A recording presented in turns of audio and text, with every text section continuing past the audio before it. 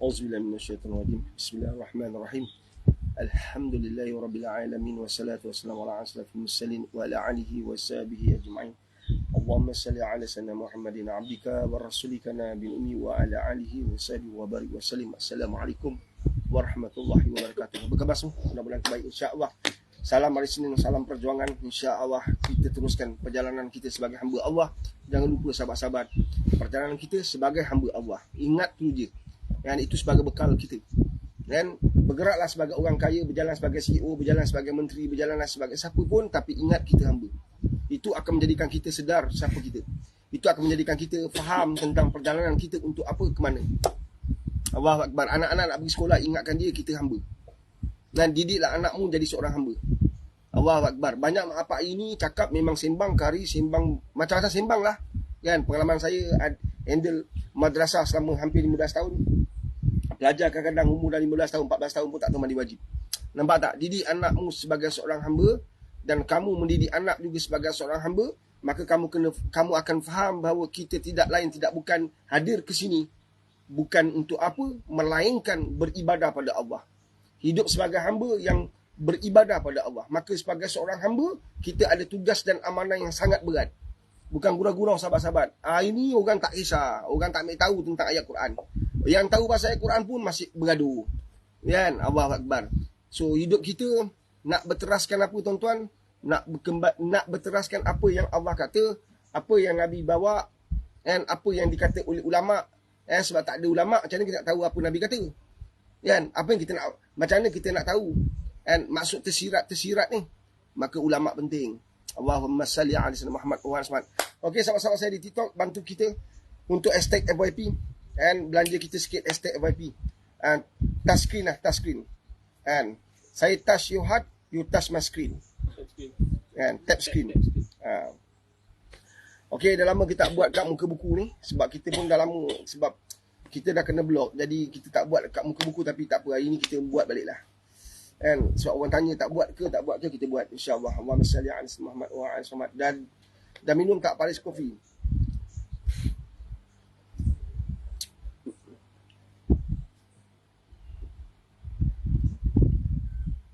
Allahumma salli ala sayyidina Muhammad wa ala Muhammad. Insya-Allah. Ya, perjuangan kita, anda ayah ke, anda mak ke, anak ke, siapa pun kita hamba. Ingat tu sebagai ingatan kita.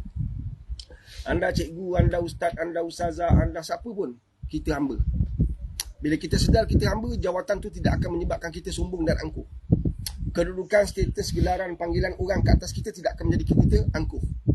Tak menyebabkan kita lupa diri. Sebab kita sedar kita hamba. Saya ni CEO ke, COO ke, OO ke, KKK ke, siapa pun kita, dalam besar mana organisasi kita, kat lapisan masyarakatnya bagaimana, kita adalah hamba. Maka hidup kita lebih tenang. Kan? Hidup kita akan jadi lebih senang, insya-Allah. Kan? Satu kadang-kadang anak-anak ni, pengalaman saya lah 26 tahun terlibat dengan motivasi, and handle case macam-macam case lah. Kan? Kadang-kadang anak-anak ni bila mak bapak tak didik dia jadi seorang hamba, Allahu Akbar. Dia cakap dengan kita ni, dia cakap dengan kita seakan-akan dia adalah bapak dia. CEO tu bapak dia bukan dia. Dia Splendor pun tak boleh beli. Bapak dia yang beli, tapi dia cakap dengan kita tu sombong, angkuh. Kan? Macam dia ni, anak orang kaya. Kan? Memang dia anak orang kaya kan, bapak dia kaya kan. Tapi itu tidak menghalalkan dia untuk bercakap sombong, angkuh kan. Itu masalah. Kadang-kadang bapak dia ada pemandu hantar anak dia. Kan? Cik nak apa? Pinggan tu, belakang. Pemandu, kan, bawa anak dia pergi sekolah, anak turun kereta mewah. Jalan pun sombong macam gaju. Kan? Jalan pun penuh angkuh. Cakap dengan cikgu pun sombong. Dia hanya anak je, bapak dia akan meninggal accident sebentar nanti. Kan? Habis semua, tak ada apa. Nampak tak? Jadi kita tak boleh sombong dengan hidup ni. Kan? Kita kena ajar anak kita jadi hamba. Dan nak ajar anak jadi hamba, kita kena jadi hamba. Sebab saya tengok hari ni orang tak kisah anak semayang tak semayang. Hari ni orang tak kisah aurat terdedah ke tak terdedah. Ini kita kena naik berat lah tuan-tuan. Kena naik berat. Sebab kita sudah berada di penghujung perjalanan. And kalau kita rajin membaca, kalau kita rajin belajar, kita akan nampak bahawa apa yang sains kata tally dengan apa yang telah dikata oleh Nabi Muhammad 1400 tahun yang lepas. Tally je. Kajian demi kajian tentang bulan, tentang bumi, menampakkan bahawa keadaan bulan yang ada sekarang semakin parah, kan? Keadaan bulan semakin usang. Ini kajian teknologi, kajian sains. Teli dengan apa Nabi kata, kita nak menuju kepada kemusnahan, kan, kehancuran, maka apa yang kita boleh harap? Melainkan semakin parah. Maka untuk berhadapan dengan situasi semua ni, kita sekarang kat Malaysia kecoh kan pasal harga barang naik, kos hidup tinggi. Semua ni kita dapat akan atasi. And insya-Allah kalau kita semua kembali kepada perjalanan sebagai seorang hamba. Saya ucap tahniahlah kepada si Faiz, ABC Rakyat. Ini bukan cancalang semalam. Kita ada cekak, kita nak main bantai belasah je, kita ada harimau berantai. Oh, banyak silat. Kan? Kita dapati bahawa perjuangan visi rakyat ni memang saya nampak visi rakyat ni akan ada masalah besar sebab dia bermain dengan kongsi gelap.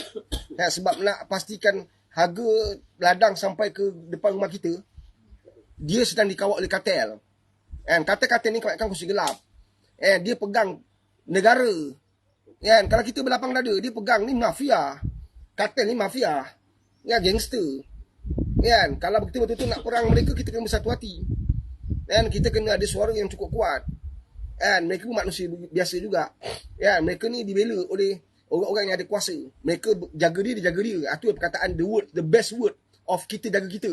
Bukan untuk kita Allah jaga kita. Tapi kartel sistem ni, kita jaga kita. Hashtag kita jaga kita. Aku jaga kau jaga aku. Jadi perjuangan Faiz ni, dalam visi rakyat ni saya rasa memang terbaik dah. Yang pemimpin-pemimpin yang kita pilih macam nak erak daripada zaman nenek kita, daripada zaman datuk kita, zaman mak bapak kita, sehingga ke zaman kita, tak berjaya mereka buat nak hapuskan kartel. Bukan tak berjaya. Bukan tak boleh berjaya. Bukan. Semua boleh buat. Sebab dah hidup bersama dengan diorang, dah makan kenyang dengan kartel. Bukan tak boleh buat. Takkan Faiz boleh buat, kita boleh buat. Takkan menteri tak boleh buat, dia ada kuasa. Dan Nabi pesan, boleh benteras maksiat dengan kuasa. Kuasa adalah level paling tinggi. Isteri saya tak boleh nasihat, saya boleh guna kuasa yang saya ada sebagai suami untuk memastikan isteri saya menutup aurat. Bukan sekadar nasihat. Dengan kuasa, kau jangan keluar rumah sebab kau tak tutup aurat. Itu kuasa. Yang ada dua kuasa yang ada kat kita. Satu, nasihat. Beri nasihat, beri ingatan. Tapi kedua ialah ingatan dia dalam bentuk peraturan. Kita kena ada tindakan. Mesti ada tindakan, kan? Tapi isteri jiran tak boleh kita ada tindakan. Awak jangan keluar, awak tutup aurat. Di isi orang rasa kau pula campur tangan. Kau boleh nasihat dia, betul. Jadi orang yang ada kuasa, dia boleh tentukan. Tapi visi rakyat ni support tentuan. Kau tak tahu, pergi cari visi rakyat. Kita misi. Kita support misi rakyat ni. Siapa pun anda, support. Sebab dia nak pastikan harga barang. Saya yakin kita madrasah kita tanam cili. Kita tengok cili kita, orang nak beli cili kita, contoh orang nak beli ikan betuk kita. Kita tanam bawang, orang nak beli bawang kita. Harga yang dia beli itu 4 kali ganda lagi murah berbanding kat pasaran. Macam mana dia boleh jual mahal? Nampak tak? Allahu Akbar. Sebab dia ada banyak lapisan yang dia kena juluk, kena bagi rasuah.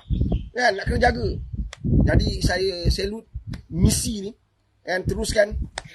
Kalau kita benar-benar rasa kesusahan, insya-Allah kita bersatu je. Allahu Akbar. Kalau dulu banyak kerajaan demi kerajaan tumbang dengan konsep rakyat, saya rasa kata ni senang-senang kita tumbangkan lah. Kalau rakyat bersama. Malah semua persilatan Melayu, saya rasa volunteer lah, untuk bersama dalam perjuangan ni. Allahu Akbar. Demi kalimah la ilaha illallah, demi untuk memastikan rakyat senang. Kita tak nak duit sekali one shot. Kita nak harga barang setiap hari turun. Harga barang kekal duduk kat bawah. Kita tak nak one shot. Kau bagi aku 100,000 pun habis. Kau bagi 100,000, anak aku datang, mak mentu datang, mak datang, nenek datang, atuk datang, semua saudara. Dah kan kawan dah 10 tahun tak jumpa pun jadi saudara. Pasal duit ni hal kan. Letak je harga barang murah. Telur. Apa masalah? Ayam tak telur ke sekarang? Tiba-tiba telur hilang dalam pasaran. Adakah tiba-tiba ayam mandul? Kan, Allahu Akbar. Okey, kita pergi pada persoalan keluarga. Ini persoalan keluarga juga. Bila mak bapak dah tertekan, dia didik anak pun tak jadi. Bila mak bapak dah tertekan, asyik naik tangan dia. Mak bapak dah tertekan, hidup susah. Besok dia jual anak. Kau rasa ni gurau ke? Tak gurau. Nak dengar cerita lebih dalam, nak dengar cerita lebih dahsyat, 24 bulan 12 saya hadirkan satu program dinamakan Seminar Bersama Pak Riz, BPR, di Setia City Convention Center, Setia Alam. Dapatkan peluang tu, pergi lah kat bio, dekat muka buku, maklumat tu boleh direct. Allahumma salli ala Muhammad wa sallam. Apa khabar sahabat-sahabat di muka buku? Lama betul tak jumpa. Sebab kita stop kan, sebab kita dah kena block kan. Tapi sesekali kita buat lah. Okey. Kita ada soalan, kita pergi bersoalan. Daripada SISN TikTok. Assalamualaikum. Waalaikumsalam warahmatullahi wabarakatuh. Hadir tumpang join je nak mencari keridhaan Allah. Kita sama-sama kita tumpang satu sama lain. Semalam Habib datang, Habib Al-Janan, Habib Al-Madis, dia ada kelas dengan madrasah saya sebulan sekali. Ada kelas bahasa Arab, kelas hadis. Kan? So, antara perkara kita bincang-bincang berbual-bual semalam ialah kita nak bagi tahu dalam kehidupan tuan-tuan, kita nak berkasih sayang. Kita saling nak berkasih sayang. Imam yang hebat, belajar luar negara, mempunyai ilmu tinggi, belum pasti bahawa amalan dia yang jadi imam tadi Allah terima. Kadang-kadang orang yang duduk sub yang ke-10, tengah-tengah tu ada manusia biasa je, orang tak ambil tahu, tak kisah pun. Tapi sebab dia hadir satu masjid, Allah muliakan. Kita kadang-kadang kita ingat orang yang macam tu. Oh, dia ni pakaian dia hebat. Ala-ala syekh, ala-ala ulama, mesti orang hebat. Pandangan kita mesti baik sangka dengan semua orang. Mak rempit datang naik motor, mak rempit datang solat, kita pandang dia semacam. Tapi orang yang pakai serban, alhamdulillah pakaian dia bagus. Tapi itu tidak menjadikan bahawa confirm 100% amalan dia Allah terima. So kita nak pandang orang dengan pandangan baik. Mak rempit tu kau pandang rendah. Aku pernah jadi mak rempit, kan? Zaman kita lah. Sekarang aku jadi mak rempit, memang kau hajau lah. Dah tutup macam nak mati ni, jadi mak rempit dan dah putih lanyut ni, kan? Pernah zaman kita remaja kan, umur 17, 18, 19 tahun kan? Itu zaman kemuncak kan? Subhanallah. Masih kita masuk masjid, orang pandang semacam. Kadang-kadang tuan-tuan di kalangan kita yang rempit-rempit ni, ada orang tuan-tuan, dia jaga mak dia tau. Mak dia uzur, OKU, bapak dia lumpuh. Dia cebukkan mak dia, dia mandikan bapak dia, dia suapkan mak dia. Hujung minggu baru dia dapat lepak dengan kawan. Sebab adik-adik balik, ambil turn. Dia yang jaga sebab dia anak paling bongsu. Dia jaga mak dia sebelum pergi sekolah, dia masak untuk mak dia. Ini nilai taklah, bukan cerita guru-gurau. Saya ada seorang bekerja macam tu. Tapi dia tak rempit lah. Tapi orang dia baik, usia macam saya. Tapi dulu dia masak untuk mak dia. Bapak dia uzur, tak nampak buta. Mak pun dah uzur. Dah mula tak ingat. Dia masak. Ini bukan cerita gurau. Lepas tu orang ni masuk dalam masjid, kita pandang semacam tabawah-tabawah. Sedangkan dia punya mulia lebih dahsyat daripada kita. Kita dengan mak kita pun, walaupun kita ni gelar siapa, ustaz ke imam ke apa, kita pun tak pegang tahi mak kita. Belum tentu kita pegang tahi mak kita kan. Belum tentu kecebuk mak kita, bagi makan kat mak kita. Nampak tak? Mandikan mak bapak kita. Jadi kita jangan pandang orang dengan pandangan pakaian dia. Allahu Akbar. Sebab syurga bukan dengan pakaian ni pakai. Dan itu tutup aurat. Kan?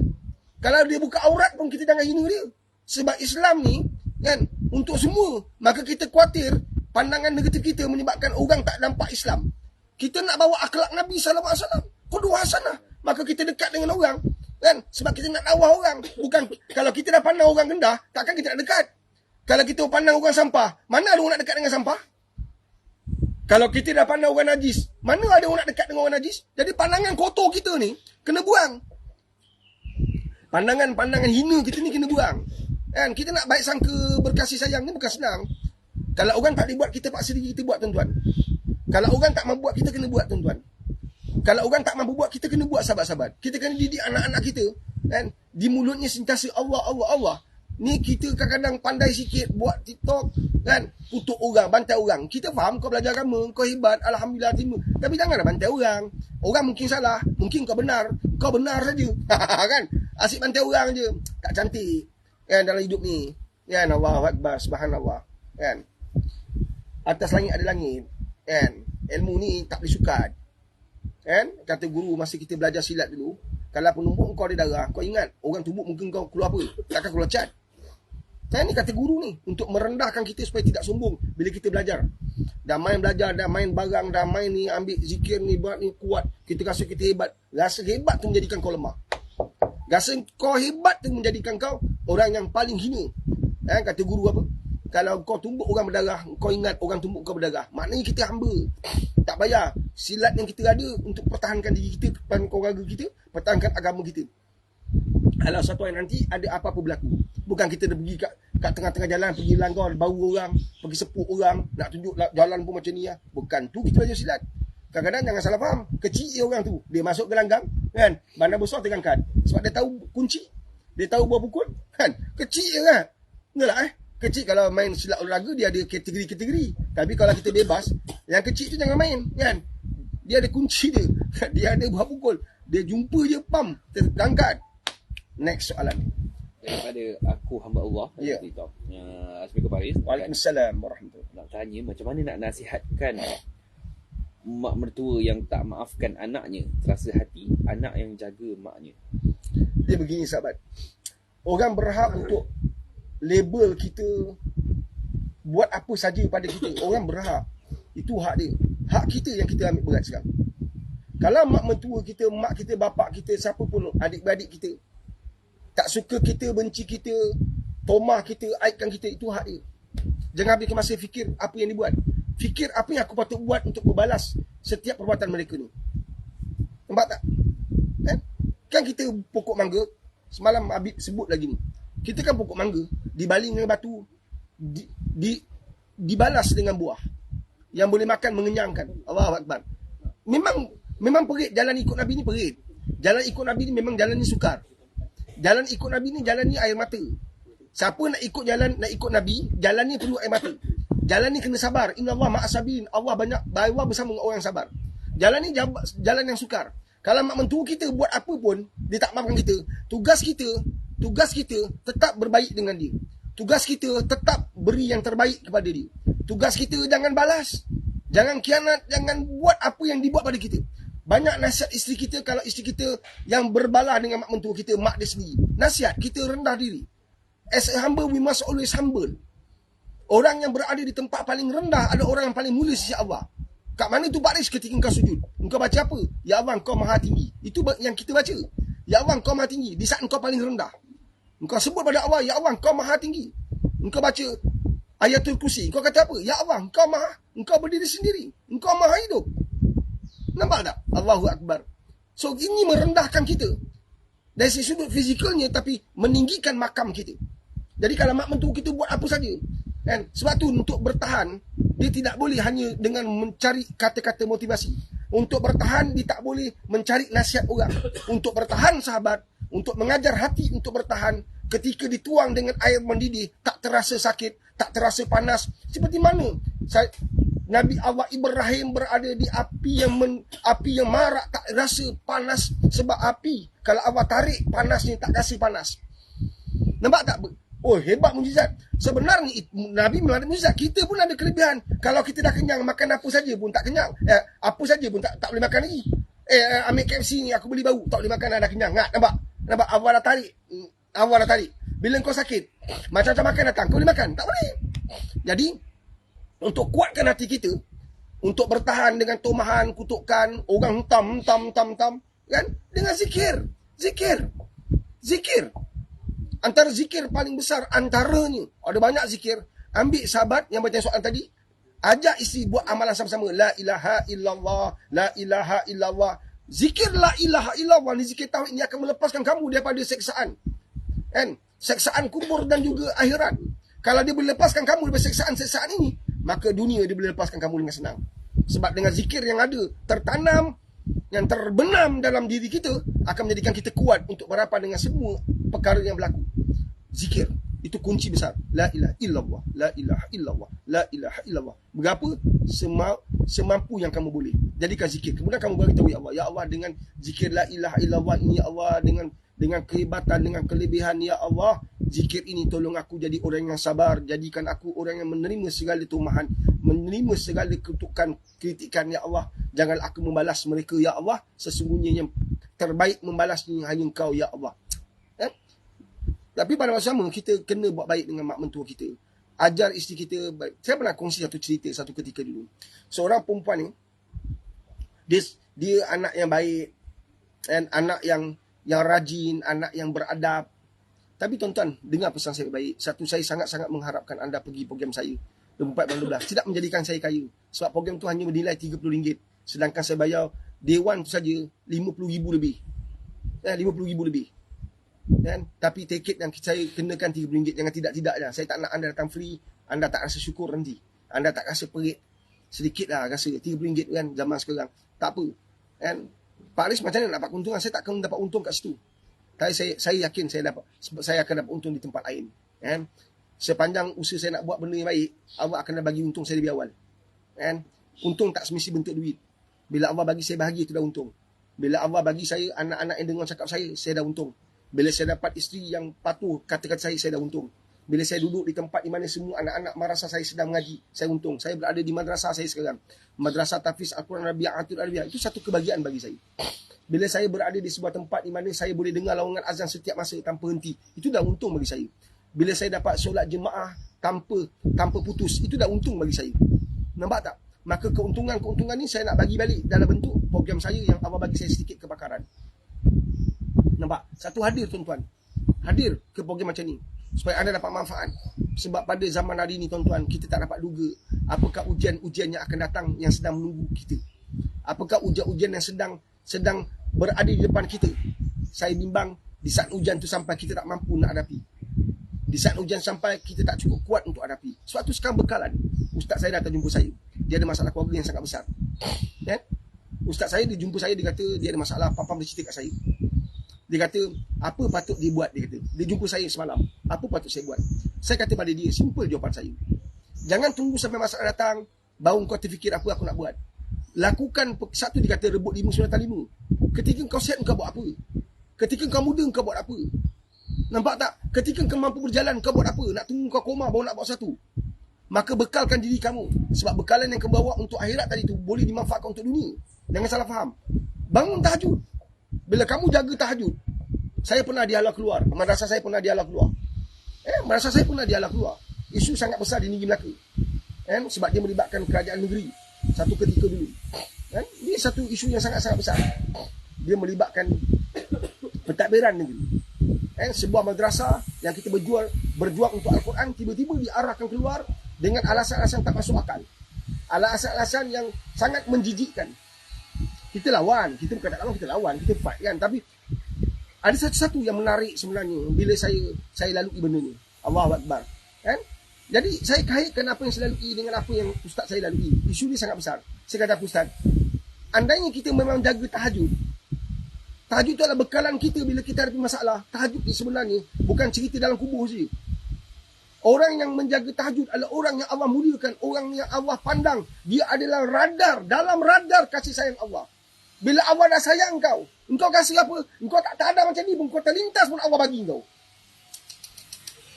Bila Allah dah sayang kau, kan? Engkau terlintas pun Allah dah bagi. Engkau terfikir, baru terfikir Allah dah bagi. Pak Riz, macam mana saya tahu Allah sayang saya? Bila Allah bangkitkan kau, bertemu dengan dia sepertiga malam. Itu tanda Allah sayang kau. Kau tahu tak, sebagian besar manusia tak dapat. Sebagian besar manusia tak akan mampu bangun tengah malam. Nak kencing boleh, tapi nak bangun sujud pada Allah tu belum tentu. Nak tengok bola boleh, tapi nak sujud pada Allah belum tentu.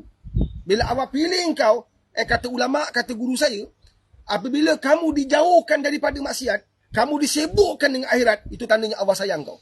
Berapa ramai orang kerja Jabatan Islam tapi masih mengumpat. Saya bukan gurau, minta maaf. Kerja kat bank namanya Islam tapi masih mengumpat. Kau nampak tak? Jadi institusi itu saja tak cukup kuat kalau kau tak jaga amal dengan baik. Nampak tak? Kan? Kalau kau bergelar ustaz sekalipun, kau mengajar agama sekalipun, kau masih boleh mengumpat. Kan? So nak bawa diri ni dengan apa? Bila Allah pandang kau dan Allah takdirkan kau dekat dengan segala perbuatan baik, itu tandanya Allah sayang kau. Engkau terpisah dengan maksiat, engkau terhindar maksiat dan kau jauh dari maksiat, itu tandanya Allah sayang kau. Allahumma salli ala sayyidina Muhammad wa ala semua. Nampak tak? Next. Ada soalan seterusnya. Kita nak soalan. Ha? Mak mentua saya ada mak mentua saya tak berapa sihat. Kan? Bapak mentua aku yang bukakan untuk mak mentua aku.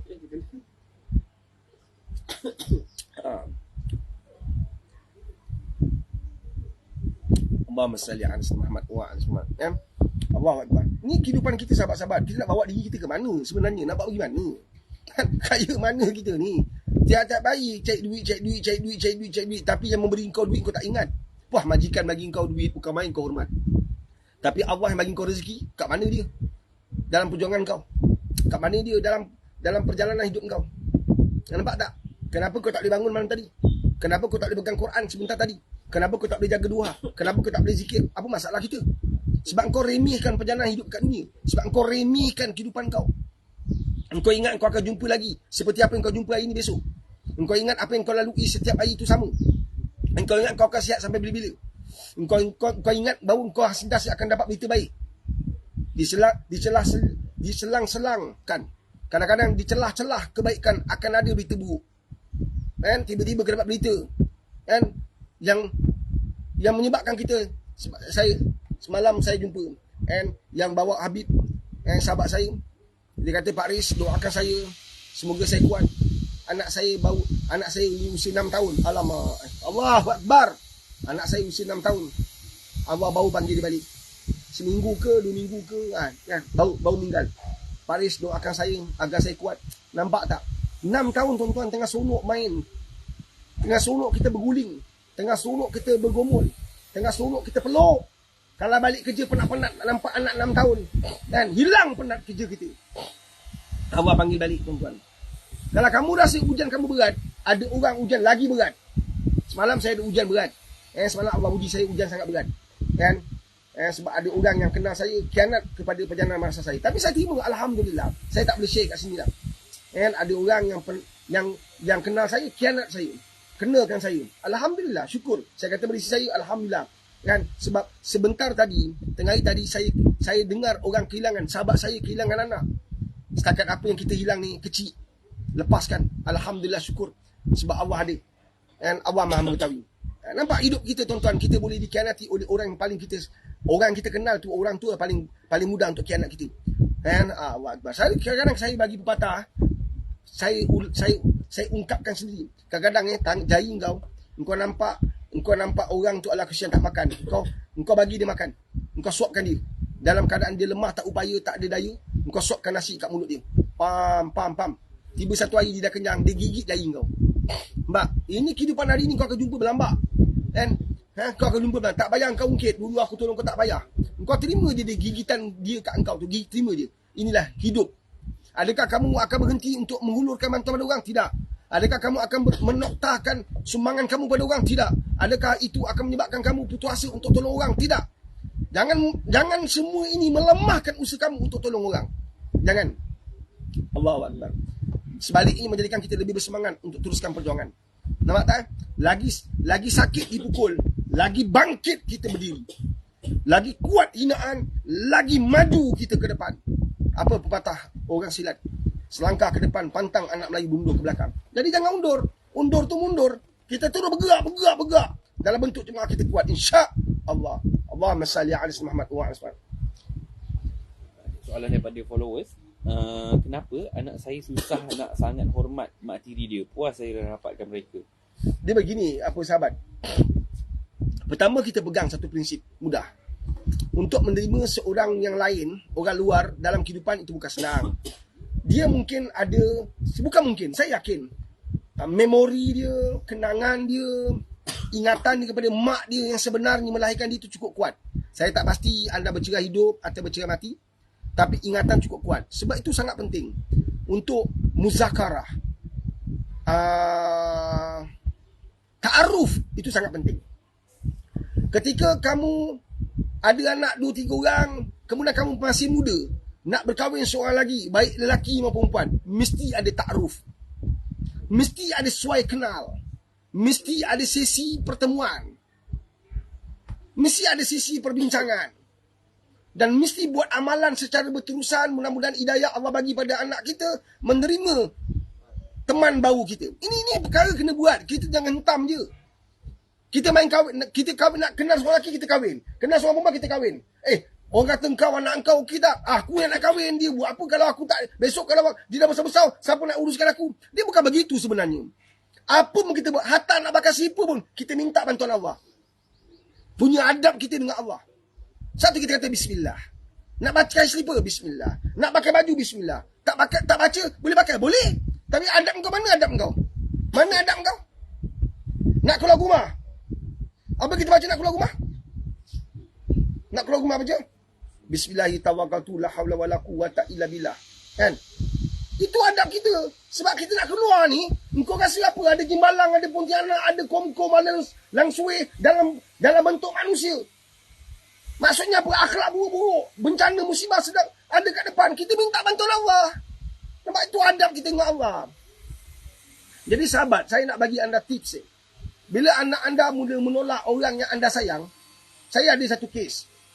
Ni kes benar, saya kes. Tapi sayanglah kadang-kadang orang ni suami meninggal, isteri meninggal, nak kahwin. Kau nak kahwin tak ada masalah. Tapi adab kau dengan Allah tu mesti ada. Kan? Buat solat hajat berterusan. Kemudian ada hati-hati yang lain juga perlu diberi ambil tahu. Kan? Subhanallah, kita nak kahwin. Contohnya kan, kita nak kahwin seorang lelaki. Anak-anak kita dah remaja, 18 tahun, 17 tahun. Kita tanya mereka, bincang mereka, kenalkan, buat apa ni? Ta'aruf tadi, kenalkan lelaki ni. Kadang-kadang bapak tiri ni dia boleh makan anak. Ni saya jumpa dah. Saya jumpa kes kat belakang baru kes berlaku. Kat Jasin baru berlaku kan. Viral lah tu baru berlaku. Engkau rasa satu kes je.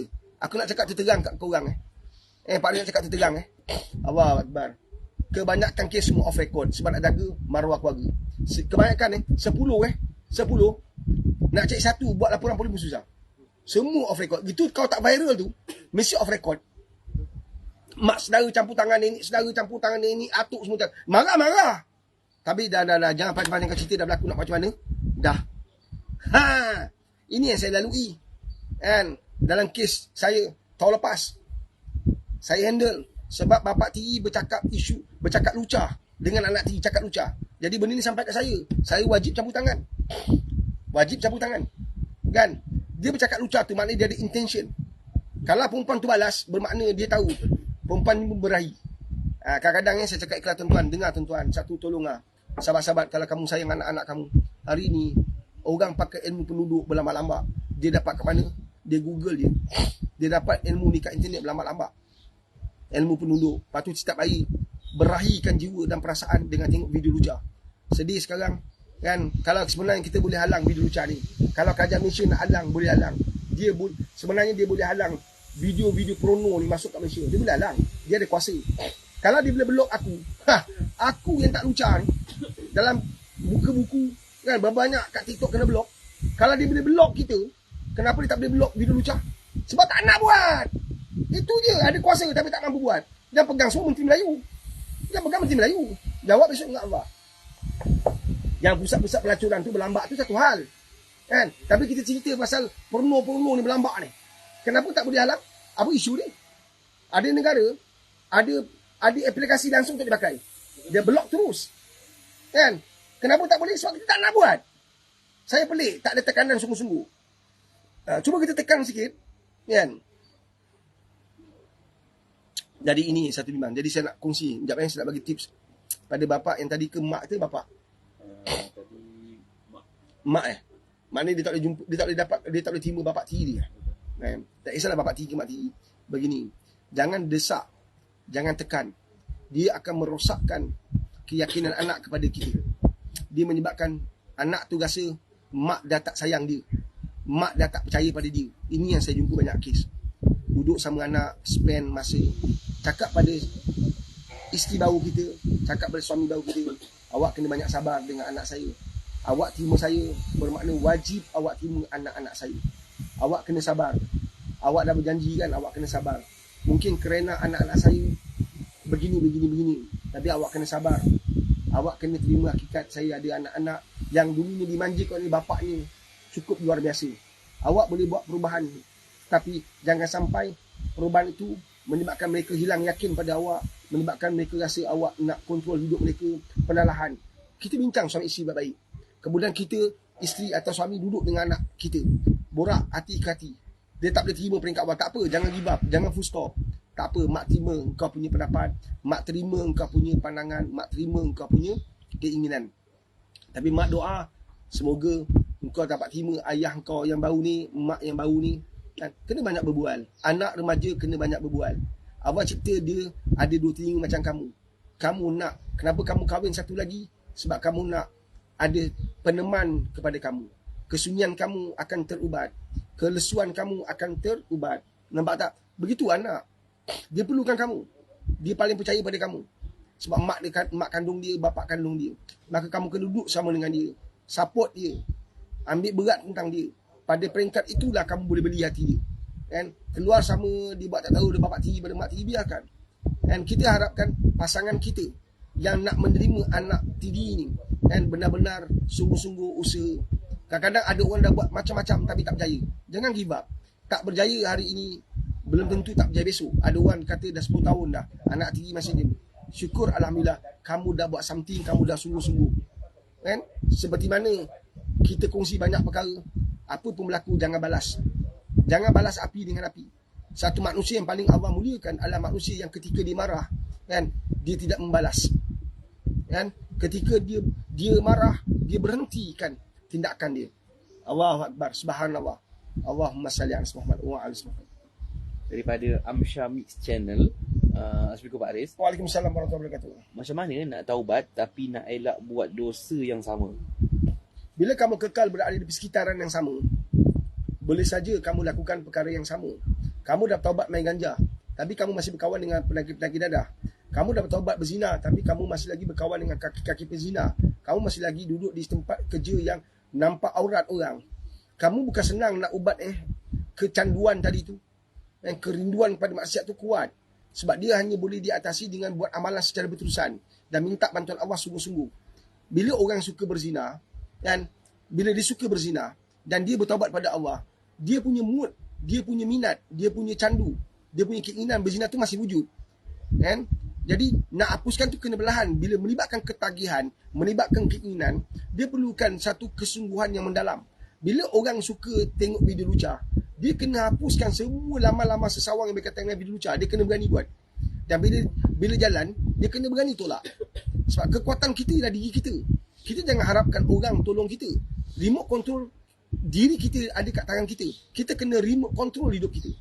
Nampak tak? Dengan siapa kita patut berkawan. Jadi sebab tu kita kena banyak doa pada Allah. Sebab doa kita adalah senjata paling kuat untuk kita dekat dengan Allah.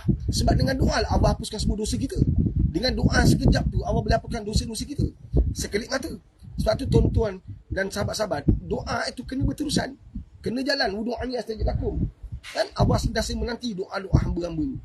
Malah Allah rasa malu tak dapat kabulkan doa hamba-hambanya. Maka kita kena banyak berdoa sahabat-sahabat. Kan? Anda kena pastikan anda ni apa, dosa apa? Zina, minum arak, kan? Apa dia? Anda kena keluar daripada kepompong kehidupan tu. Kan? Malah ada orang sampai saya cadang kena kalau nak agresif kena tinggalkan kerja tu. Kena tinggalkan kerja tu. Kan? Sampai ke tahap itu. Untuk meninggalkan maksiat, dia tak susah dan dia juga tak mudah. Dia perlukan komitmen yang sungguh-sungguh. Kamu perlukan kawan-kawan yang baru. Kan? Kamu perlukan persekitaran yang baru. Sebab tu ada orang pergi tunas pergi pusat perhentian apa? Pusat pemulihan swasta ataupun kerajaan. Dia okey dah. Bila balik kampung, main barang balik tak sampai 2 tahun, setahun 2 tahun dah main balik. Pasal apa? Persekitaran masih sama. Persekitaran yang ada kat pusat pemulihan tidak sama dengan persekitaran realiti yang anda ada. So yang anda nak bawa ni lah diri kamu yang kena kuat. Satu budak madrasah, kat madrasah jaga Quran, tapi bila balik dia main handphone. Dia jaga Quran, dia bersemayang tak tinggal. Tapi bila dia balik rumah dia tinggalkan solat. Pasal apa? Dalaman ni tak ada orang boleh bagi melainkan Allah hidayah ni. Apatah lagi kita dah usia. Budak-budak ni dia tak faham, tapi orang dah dewasa, umur 20 tahun, 30 tahun. Kita kena kuat sungguh-sungguh. Nak fight, we all are fighter. We must fight to the end. Kita kena fight untuk ubah. Bukan senang tuan-tuan, mengigil. Zaman kita main barang dulu, kalau kawan-kawan nak berubah, tak nak pergi, tak nak kena tangkap pusat pemulihan apa, ikat. Kau ikat aku minta apa pun kau jangan bagi. Dan tolonglah aku nak berubah. Ikat. Kan, melalawang, masa dah kena ikat dah gian datang, dia maki kita balik. Kau buka. Sial kau lah anak, babi buka lah, sial, oi, buka lah, aku tak tahan ni. Lawan. Alhamdulillah. Bukan senang sebenarnya. Keinginan malam. Saya adakan kawan. Ya. Saya adakan kawan yang berjaya tinggalkan dadah dan masih kekal duduk di tempat, di kampung, di kawasan, di persekitaran yang sama. Itu orang kuat, benar-benar kuat. Orang benar-benar Allah dah pilih tuan-tuan. Kan? Perempuan tak pakai baju boleh tak pandang. Tapi kalau kau tak kuat, perempuan pakai baju kau bogel kan? Macam tu maksud je bahasa tersirat ni. Boleh faham tak? Kita sendiri cari gambar bogel. Kita sendiri cari gambar-gambar peruno. Kita sendiri cari kedai-kedai jual arak. Kedai jual arak berlambak. 7-Eleven ada, Speedmart ada. Kan? Saya heran kenapa pemimpin-pemimpin Melayu kita kan membenarkan keadaan ini berlaku. Sepatutnya Speedmart, 7-Eleven, di mana dia letakkan di kawasan Melayu, dia tidak dibenarkan jual arak. Sepatutnya begitu. Kalau anda benar-benar pemimpin-pemimpin Islam, pemimpin-pemimpin Melayu, tak kerajaan yang ada sekarang ni patut bergerak ke arah tu. Nak benteraskan kemaksiatan adalah satu agenda yang utama, seiring malah lebih tinggi daripada usaha untuk membenteras kartel, membenteras masalah-masalah ekonomi sekarang. Nak push ekonomi, nak pastikan harga barang konstan, tetap, kekal dengan harga murah contohnya. Perjuangan tu sama juga dengan perjuangan untuk bentera maksiat. Saya yakin kita akan berjaya kalau kita benar-benar nak buat. Tapi tak nak buat, maka kekallah 7-Eleven jual arak di dalam kawasan Melayu. Penduduk 100% Melayu, tapi 7-Eleven jual arak. Pekerja dia Melayu. Apa hukum dia? Ustaz dah bagi tahu, ulama dah telaskan. Rezeki kita macam mana? Tetap nak kerja bang. Saya dah kata tak boleh kerja sini dek, ada jual arak. Saya nak kerja apa? Macam Malaysia ni darurat sebab tak ada tempat kerja. Wallahu alam. Next. Daripada Syahiran Deros. Assalamualaikum Pak Aris. Bagaimana saya nak didik anak saya yang kuat menipu? Menipu, mencuri itu dia adik-adik. Orang kalau mencuri, dia juga menipu. Orang menipu, dia boleh mencuri. Inilah kecanduan yang paling sukar kawasan saya. And benda paling susah nak buat. Kalau kat tempat saya ni, kita berjaya pulihkan orang isyak dadah. Alhamdulillah. Orang berzina pun kita berjaya dengan izin Allah. Tapi mencuri bukan senang tau. Orang kaki menipu bukan senang tau. Selamba je menipu. Dah sembahyang dah. Walaupun dia dah bergelar ustaz. Walaupun dia dah bergelar mak bapak. Kalau dia dah biasa menipu, dia menipu. Kalau dia mencuri, dia mencuri. Kan? Pergi pasar raya ada je nak tarik. Sebenarnya kan, kalau nak didik anak untuk tinggalkan menipu, mencuri, ialah kita kena dekat dengan dia berterusan. Satu kaedah. Kaedah seterusnya, apakah penjadualan akhirat anda kepada anak-anak? Itu juga penting. Maknanya dalam kehidupan anak-anak mesti ada jadual. Aktiviti-aktiviti yang kita tetapkan pada mereka wajib buat dalam keluarga kita. Ini akan menjadikan mereka terbiasa melakukan perkara baik. Nak membina sebuah kehidupan yang baik memakan masa. Tetapi ia lebih baik daripada tak buat apa-apa. Nak jadikan anak bercakap benar, kan? Salah satu daripada sifat Nabi SAW bercakap benar. Sifat yang ada pada Abu Bakar As-Siddiq berkata benar, kan? Benda ini perlu dibangunkan dengan kehidupan secara keseluruhan. Circle hidup anak kita macam mana? Kat rumah tengok drama, kat rumah menengking-nengking, kat rumah banyak maki hamun, kat rumah mak apa tak banyak bercakap dengan anak. Semua ini akan menghasilkan satu kondisi hidup yang tidak positif. Anak-anak kadang-kadang menjadi pembohong sebab mak apa tak pinjamkan telinga pada anak-anak. Nampak tak? Kehidupan tidak mesra antara mak bapak dengan anak-anak. Kehidupan tak cukup dekat antara satu sama lain. Ini semua kena bangunkan untuk mengelak anak-anak agar tidak menipu, agar tidak mencuri, tidak berbohong. Kemudian kena buat amalan-amalan yang berteraskan agama secara berterusan. Solat jemaahnya, Qurannya, tadarusnya, baca ta'limnya. Di dinding-dinding rumah kita naik frame-frame ayat-ayat Quran, hadis-hadis yang berkait rapat dengan kata-kata bercakap benar dan akhlak, khususnya adab. Ini semua akan mempengaruhi jiwa anak kita. Dengan siapa dia berkawan juga akan mempengaruhi siapa dia. Kena naik berat. Bila anak dah masuk ke lubang lumpur, banyak kerja nak bersihkan dia. Alangkah baik kalau anda semua berusaha untuk anak tidak masuk ke lubang lumpur. Apatah lagi kalau lubangnya bersalut dengan najis. Ramai mak bapak bila anak dah terjun dalam lubang lumpur dan lubang najis, baru nak kerja, baru nak usaha. Sian. Peluang untuk selamatkan anak tu ada, tapi dia ambil mudah, ambil ringan. Wallahu a'lam. Next. Sambungan daripada Aisyah channel tadi, dah taubat tapi bisikan syaitan kuat suruh ulang dosa yang sama. Macam mana nak elak? Syaitan bukan ada pada awak seorang je. Syaitan ada di mana-mana. Kalau anda jadikan itu sebagai alasan, maka itu akan menyebabkan anda benar-benar kecewa di akhirat besok. Kata ulama, akhiratlah perhimpunan manusia-manusia yang kecewa. Manusia-manusia yang menyesal. Menyesal sangat dalam. Iblis ada di mana-mana, malah tenteranya syaitan dan jin ada di mana-mana. Kalau kamu kuatkan diri kamu, sekarang saya tanya pada anda. Saya letakkan pistol kat kepala anda. Saya kata pada anda, kan? Kalau anda buat maksiat, saya tembak kepala anda. Anda buat tak? Tak, sebab anda takut kena tembak. Maka anda tak akan buat maksiat. Betul? Faham ke faham? Kalau saya letak pistol kat kepala anda, saya tanya, kalau kau buat maksiat apa pun, zina ke, minum arak ke, saya tak tahu apa maksud anda buat. Kan, saya letak pistol kat kepala anda, saya tanya, kalau kau buat, aku tembak kepala kau. Kau rasa kau buat tak? Tak buat kan? Kalau pistol tu telah menyebabkan kau takut nak buat, kenapa kau tak takut azab Allah menanti kau kalau kau terus buat? Kau tahu tak, ada seksaan di mana, ni semua cerita Quran ni, and besi yang panas, besi neraka yang sangat panas, dijolok daripada dubur, keluar kat mulut. Itu salah satu seksaan di akhirat. Kan? Dimasukkan, kan, daripada dubur kita masuk, keluar kat mulut. Ini ayat Quran. Kan? Kalau itu tidak melakukan kita, malaikat Zabaniyah, tentera-tentera, malaikat Zabaniyah, banyak. Ketua neraka siapa? Malaikat Malik. Apabila dia dicipta, sehingga hari ni, dia tak pernah tersenyum. Kasar wajah ni, menakutkan. Kalau kita baca hadis, kita baca ayat Quran, kita tak faham, kita hadir majlis ilmu, kita akan dengar cerita ini. Sepatutnya kita takut. Kalau kamu takut pistol menembusi kepala anda, maka anda tak buat maksiat. Kalau pistol pun telah menghalang anda buat maksiat, apatah lagi seksaan-seksaan di dalam kubur, seksaan-seksaan di akhirat. Dia cakap malaikat zaman dia herit dia. Oh, jangan main. Malaikat zaman dia herit dia. Menjerit-jerit. Allahu Akbar. Sahabat-sahabat. Kan? Bisikan syaitan ada di mana-mana. Kekalkan wuduk setiap masa, sahabat.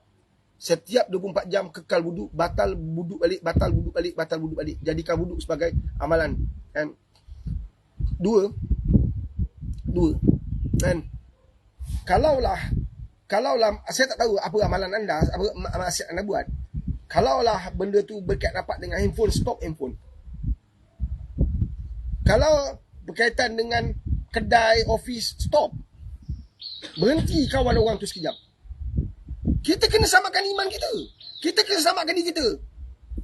Ambil, buka api. Buka elektrik. Buka api kat dapur gas tu, pergi letak tangan kau. Sekejap pun. Cerit elektrik kan senang cerita. Cerit elektrik, kau pegang cerit sekarang. Biarkan lama-lama dia panas. Betul tak?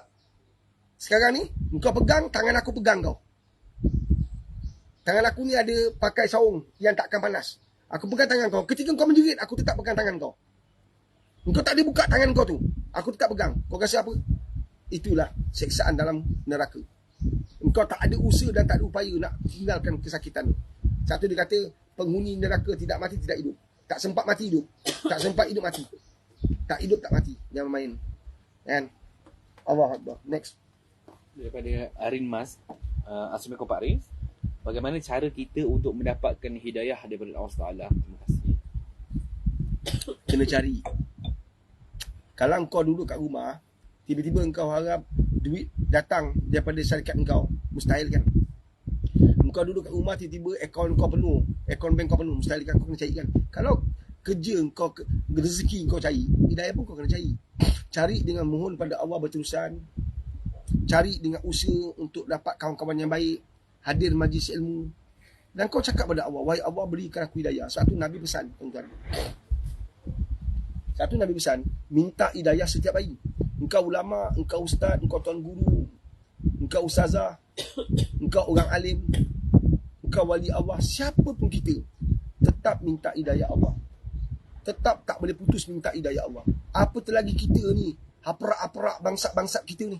Solat pun ke kulu kili, dan Quran pun tak ke mana. Kan? Minta hidayah Allah. Minta. Kalau kau minta husnul khatimah, macam mana kau nak dapat husnul khatimah? Allahumma inni as'aluka husnul khatimah. Macam mana kau nak dapat husnul khatimah? Mati yang baik kalau kau tak dapat hidayah Allah. Satu, kau kena minta reda Allah. Allahumma inni as'aluka ridaka. Allahumma inni as'aluka ridaka wa jannah. Ya Allah, anugerahkan bagi aku reda engkau. Baru kau dapat syurga. Kau tak dapat reda Allah, macam mana kau syurga? Kalau kau tak dapat hidayah, macam mana kau dapat syurga Allah? Kau kena minta hidayah Allah tu. Nak minta tu, minta tak semi pakai tangan macam ni saja. Itu doa kan, satu kaedah. Minta dengan usaha engkau. Kau kena bangunkan kehidupan kau lebih baik. Kau kena hadir majlis ilmu. Kau cuba tengok. Kita semua tengok sekarang, sahabat-sahabat. Seminggu 7 hari kau buat apa? Mana majlis ilmu kau? Dalam masa 7 hari ni, Berapa kali kita ulang alik pergi masjid? Berapa kali kita hadir majlis ilmu? Berapa kali kita dengar ceramah? Kitab apa yang sedang kita belajar? Ini benda besar. Bukan benda yang patut kita remehkan, bukan benda patut yang kita ambil mudah. Ini benda-benda besar yang tidak boleh kita pelekehkan. Allahumma salli ala sayyidina Muhammad wa ala sayyidina Muhammad. Allahu akbar.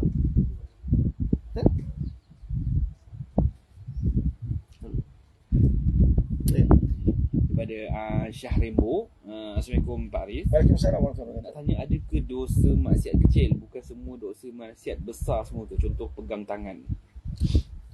Kalau saya belajar kan, ini pesan guru saya panjang pada anda. Jangan nampak maksiat tu kecil besar lah. Orang kalau beriman pada Allah kan, kecil pun dia menangis. Kecil pun dia menangis. Nampak tak? Sebab yang kecil tu nanti jadi besar. Ada tak baby tak besar-besar? Bila anda dah terbiasa dengan maksiat, lama-lama jadi besar. Dan maksiat tu nanti akan merosak lebih banyak amalan-amalan yang lain. Bila kamu buat maksiat, kamu akan tertinggal solat. Kamu akan lambatkan solat. Kamu akan berbohong dengan mak bapak. Kamu akan mula menipu orang. Kamu dah mula curi. Kamu dah mula lalai. Kamu dah tak baca Quran. Kamu tak jaga lagi solat waktu malam. Kamu tak ada masa untuk zikir. Nampak tak? Rosak banyak benda dengan satu perkara. Ibarat orang curi slipper. Faham tak orang curi slipper?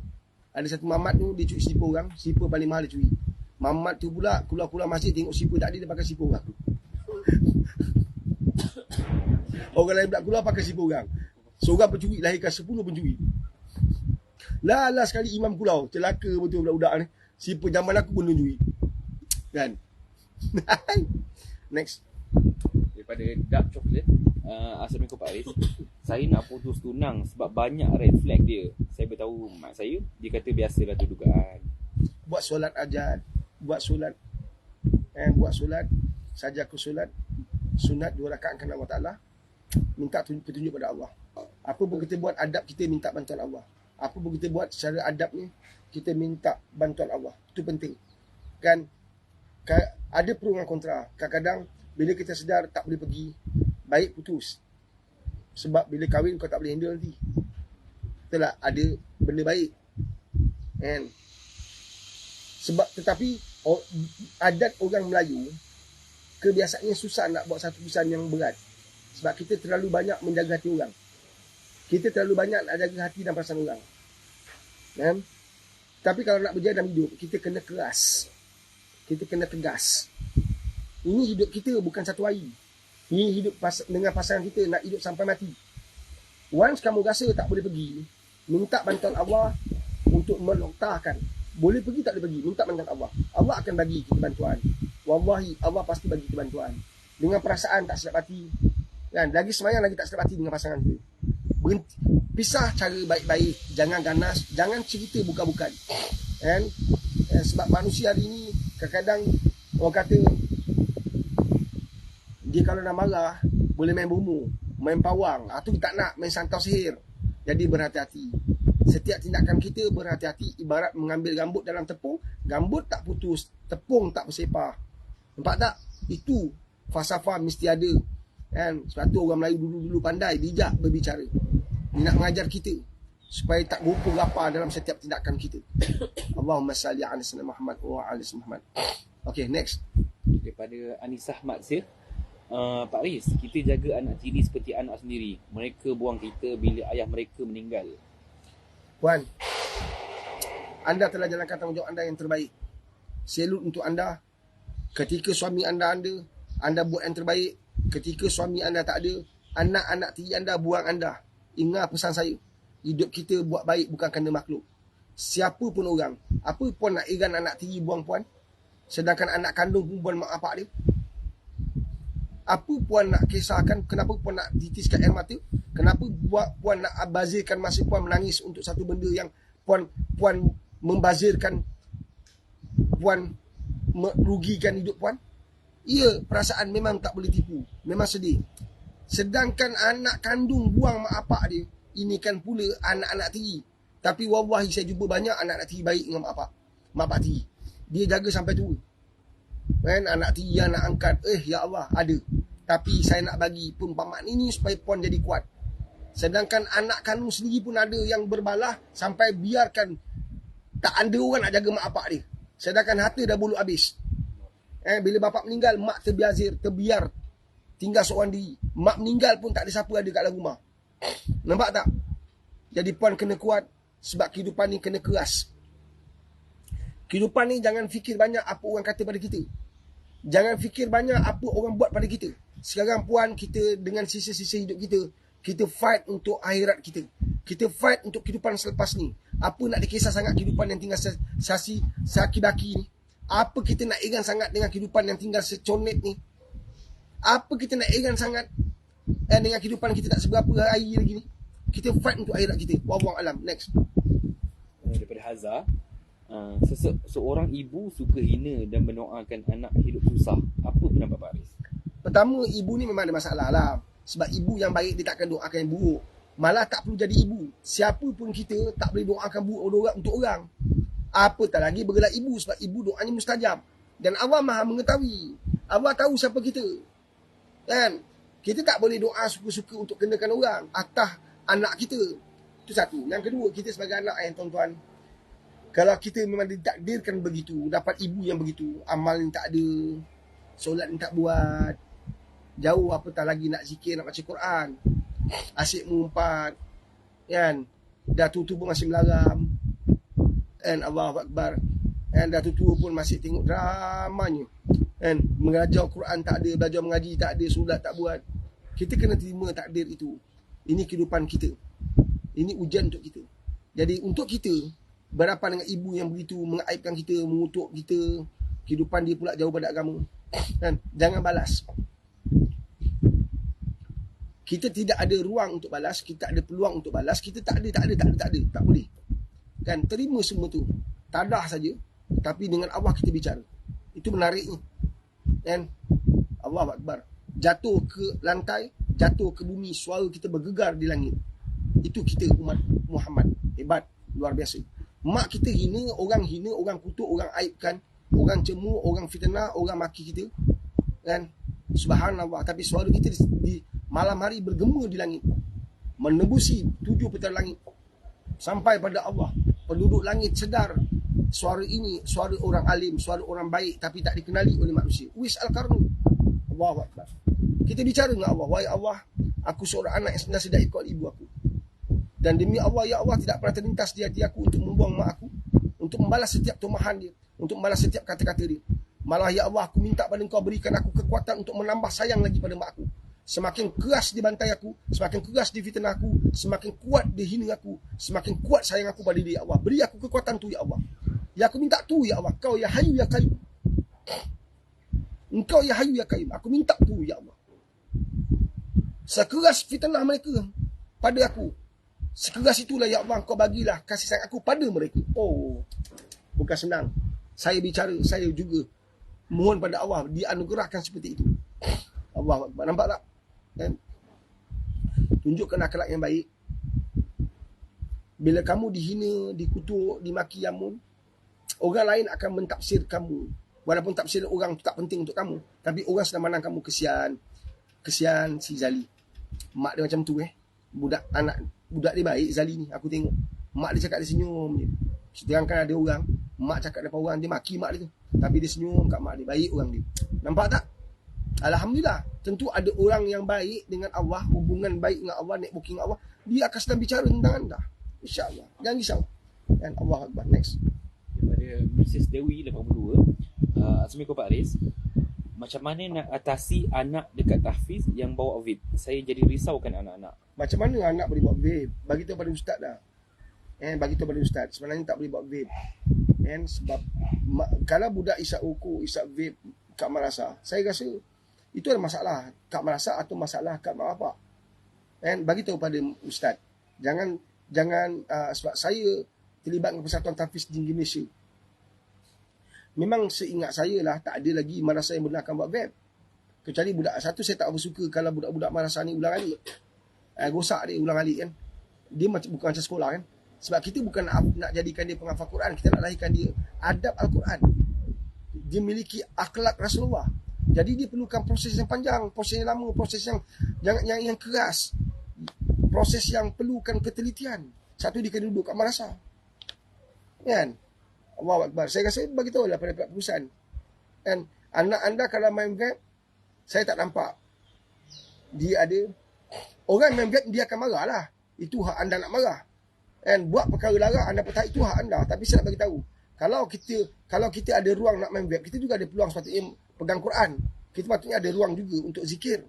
Kalau kita boleh ganti vape tu dengan zikir, zikir lagi menyebabkan kita asyik masyuk, seronok.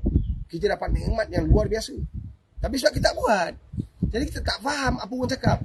Ada orang baca Quran dia macam ketagi tu. Dia rasa seronok. Baca lagi seronok. Baca. Sebab kita tak dapat. Sebab kita nampak benda tu. Jadi kita nampak benda lain yang menagihkan. Wallahu alam. Next.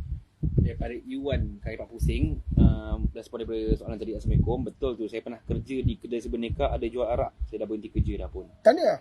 Anda ambil keberanian anda, ketelusan anda, kesungguhan anda, komitmen anda letak di hadapan Allah sekarang. Tawasul. Ya Allah, aku pernah diuji ya Allah bekerja sekian, tapi aku berhenti ya Allah kerana aku nak pertahankan agama aku. Aku nak tinggalkan maksiat. Ya Allah, kalau kau nampak buat aku baik, Allah selamatkan anak aku. Kalau kau nampak buat aku baik, Allah erat hubungan aku dengan suami isteri aku, ya Allah. Minta tu, menarik tu satu. Kita nak buat benda baik dan kita letak di hadapan Allah. Kita buat benda baik, kita letakkan di hadapan Allah, insya-Allah. Itu satu pendekatan yang sangat mujarab, sangat berkesan. Allahu Akbar. Next. Daripada Rahmah. Assalamualaikum Pak Aris. Waalaikumsalam warahmatullahi wabarakatuh. Nak tanya pendapat tentang orang Islam yang kerja dekat pinjaman berlesen Along. Tanya saya, bila saya tanya ustaz, jawapan yang saya jawab ni kena terima lah. Tak boleh lah.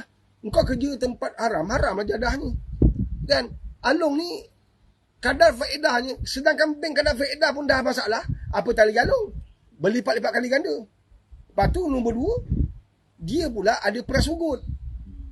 Kan? Dah lah tak menepati undang-undang negara, tak menepati undang-undang Islam lagi. Berlipat-lipat kali ganda. Tinggalkan je lah. Kan? Rezeki Allah ada. Allah, engkau buka je kedai, engkau buka je meja, kau jual di Kalipap, dapat kat duit. Kan? Kalau kau dapat satu hari RM10, tu lebih berkat daripada kau dapat 400-500 ribu duit kau. Kan? 4-5 ribu pun. Untuk apa? Besok anak kau kena jantung, besok kau kena kanser. Macam? Gaji banyak kena stroke. Macam? Betul tak? Gaji banyak kena stroke. Kan? Kerja lagi kedai haram, kerja tempat haram kena stroke. Macam mana? Kan? Besok anak semua lari, tak nak jaga bapak dah berak. Pakai pampers banyak pakai. Anak bising. Ayah ni pampers alamak satu hari sampai tu beg lah ya. Aduh. Siapa nak beli pampers? Saya pernah dengar benda tu. Yang main. Ada orang bagi kikoci. Oh, sedap tu kikoci tu. Sini satu. Apa Nazrul ambil sangan Nazrul. Kikoci tu. Kikoci pun dah melalui evolusi. Kan? Ada kikoci inti dia coklat, ada kikoci inti dia kelapa. Itu biasa. Kaya. Panas tuan-tuan. Ini setengah. Ada tak boleh teling kita saja nak ambil makan. Ini kerja siap fikir. Diam dia. Dekat situ. Sedapnya Allahumma salli ala Allahu akbar Allah. Kikoci saya pernah. Kikoci. Sedap.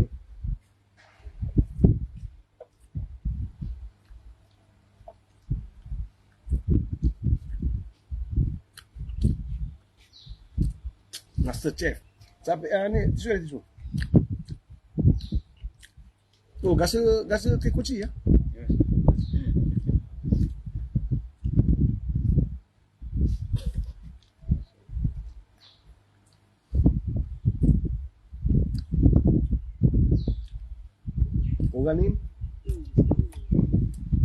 Orang ni memang betul-betul nak sedekah. Sebab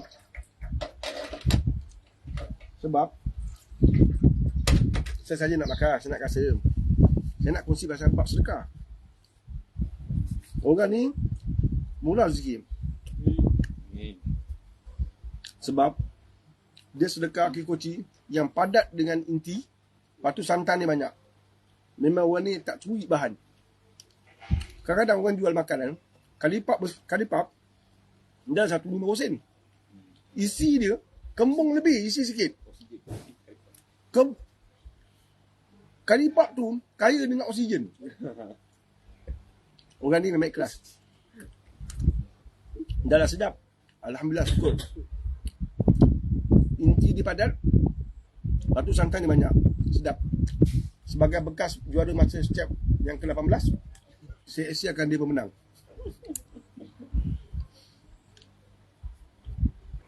Soalan? Daripada Nur, Assalamualaikum Pak Aris. Bagaimana cara kita nak betulkan niat kita dengan Allah Taala? Innama a'malu binniyat. Setiap yang kita buat, kita niatkan kepada Allah SWT. Semayang kita ada niat kan? Puasa kita ada niat kan? Apa kita buat? Jadi letakkan semua tempat tu niat. Niat baik-baik, insyaAllah. Bila kita niat yang baik, hasil pun baik. Sentiasa niat Bismillah, Bismillah, Bismillah. Maknanya kita mula dengan kalimah basmalah, kalimah besar tu. Saya pernah kongsi kan? Saya ada satu kitab tentang kalimah basmalah ni. Saya ada kitab dia. Semua zikir-zikir Bismillah kan, dikupas dalam pelbagai bentuk. Nampak macam remeh, Bismillahirrahmanirrahim. Macam remeh, besar tau. Besar. Dijadikan zikir. Jadi bila kita dengan Allah tu ada networking, kita dengan Allah tu ada hubungan, subhanallah, tak ada benda yang berlaku tanpa penglibatan Allah. Kita tahu. Tak ada benda yang berlaku dalam dunia tanpa pengetahuan Allah tak tahu. Semua di bawah kuasa Allah. Allahu Akbar. Subhanallah. Kadang-kadang pakai hukum akal yang kita tak boleh nak pergi.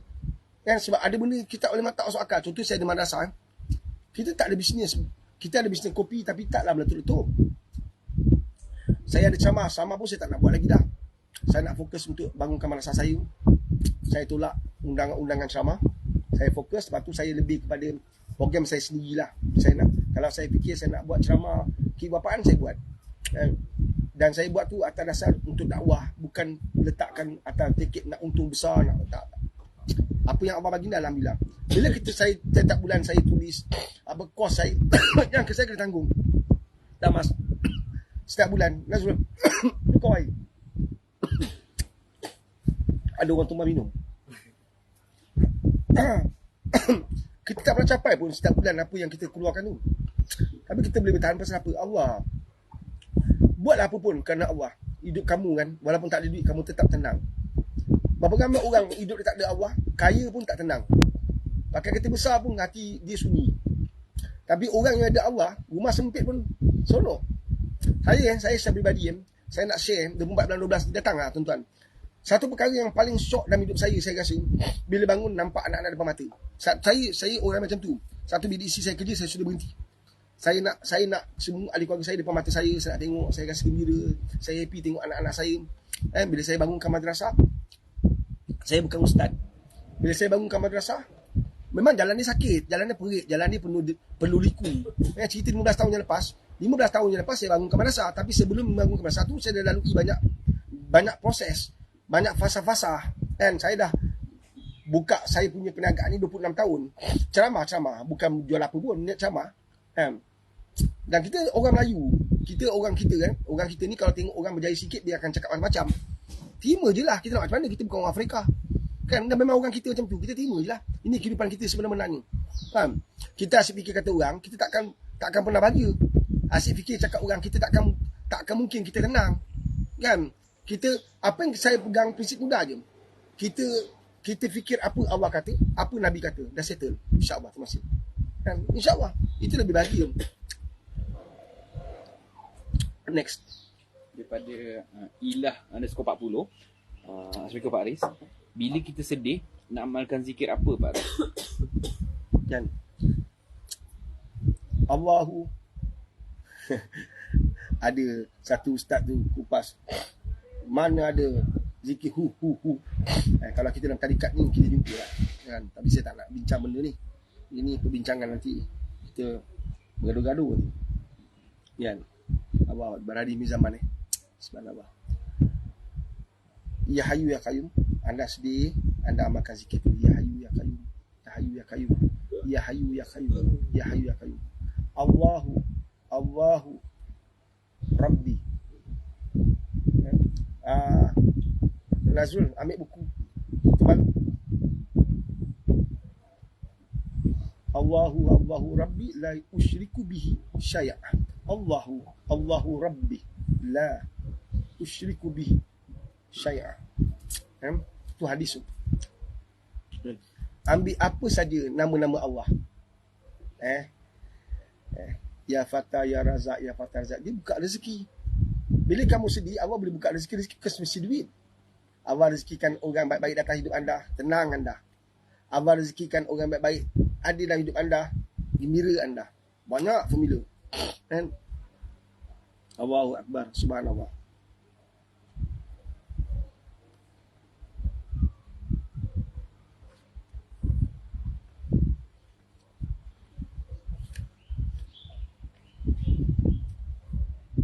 Allahu Rabbi la usyriku bihi syai'a.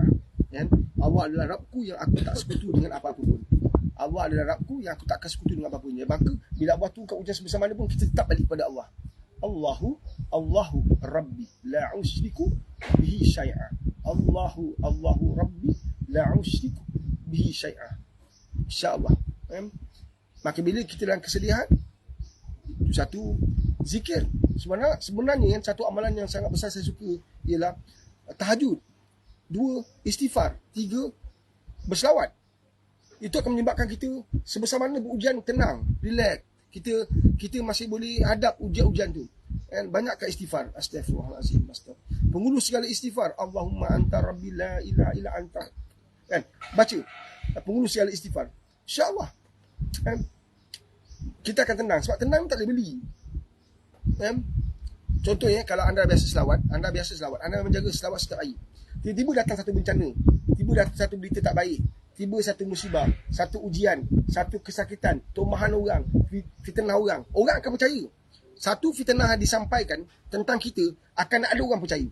Engkau takkan mampu bersihkan nama engkau lagi dah. Sebab akan ada orang percaya. Jadi apa engkau buat? Engkau patut bersihkan kekotoran yang ada dalam minda engkau, supaya tak layan orang cakap pasal engkau. Nampak tak? Boleh faham? Bila ada orang bercakap tentang kau, akan ada orang percaya. Engkau tak boleh buat apa-apa. Walaupun kau pertahankan diri kau, akan ada orang tak akan pernah dengar engkau pertahankan diri kau, dia akan tetap percaya.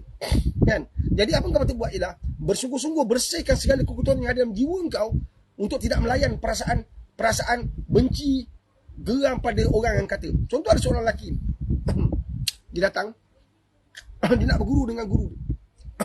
Guru kata, boleh sebelum aku mengajar engkau, engkau bawa bulu ayam. Bulu ayam yang kita bersihkan sawang abak-abuk kan. Engkau bawa bulu ayam. Jadi dia bawa bulu ayam. Dia kata, sekarang ni aku nak besok engkau datang bawa bulu ayam ni. Okey, betul bulu ayam macam ni. Besok kau datang bawa bulu ayam ni. Sepanjang kau jalan nak pergi ke rumah aku, engkau nak belajar dengan aku ni, engkau cabut satu-satu. Kalau kau cabut tu masih ada lagi, kan, kau patah balik rumah kau. Kau cabut sampai di bogil, tak ada lagi bulu ayam, baru kau datang ke aku belajar dengan aku. Jadi anak murid ni, sebelum dia anak murid dah dia buat benda ni. Dia tak faham benda lah guru ni. Aku nak minta belajar ilmu fiqah dengan tauhid. Ini yang dia suruh aku buat kan. Dia membuat. Sampai kat guru dia. Guru dia kata apa? Okey, terima kasih. Mana bulu ayam ni? Oh, okey, dah bogel. Sekarang saya nak kau kutip balik. Aduh, ya Allah. Nak belajar tak nak? Nak guru. Nak ustaz, pergi kutip balik. Dia kutip. Kan? Lepas tu dia bagi pada guru. Kau tampal balik. Dia tampal. Maknanya, tak jadi bulu ayam. Banyak lagi yang dia tak pungut. Banyak dah tak ada. Itulah orang yang fitnah orang. Kau betulkan balik pun kau susah nak betulkan. Sebab akan ada orang dah percaya. Dia hilang daripada radar hidup kau. Nak senang ke? Hentikan fitnah orang, henti kutuk orang, henti aibkan orang. Jadi kau yang terima aib tadi tu, kau jangan habiskan masa pergi aib dia pula. Kau akan macam jadi macam dia. Kau tak akan mampu pungut semua bulu ayam yang bertebar tu. Nampak tak? Jadi nak jadi orang alim, nak jadi orang baik, hentikan kata orang. Nak jadi orang baik, nak belajar ilmu, kan, hentikan pandangan kusut, jahat, dendam, khianat, apa saja yang tersemat di sini pada orang. Hidup kau akan senang. Kalau kau belajar agama sebab nak tunjuk kat orang, tak akan jadi. Allah akan jauh pada kau. Kalau kau belajar agama sebab nak cerita kat orang yang anak kau belajar agama, nak tunjuk kat orang, engkau tak akan bahagia dalam hidup engkau. Banyak musibah akan datang. Faham? Wallahu a'lam. Next. Daripada Zainul Ri, soalan saya, anak saya kurang bersedekah. Jadi saya ambil duit anak daripada pengetahuannya. Ni mak Mak.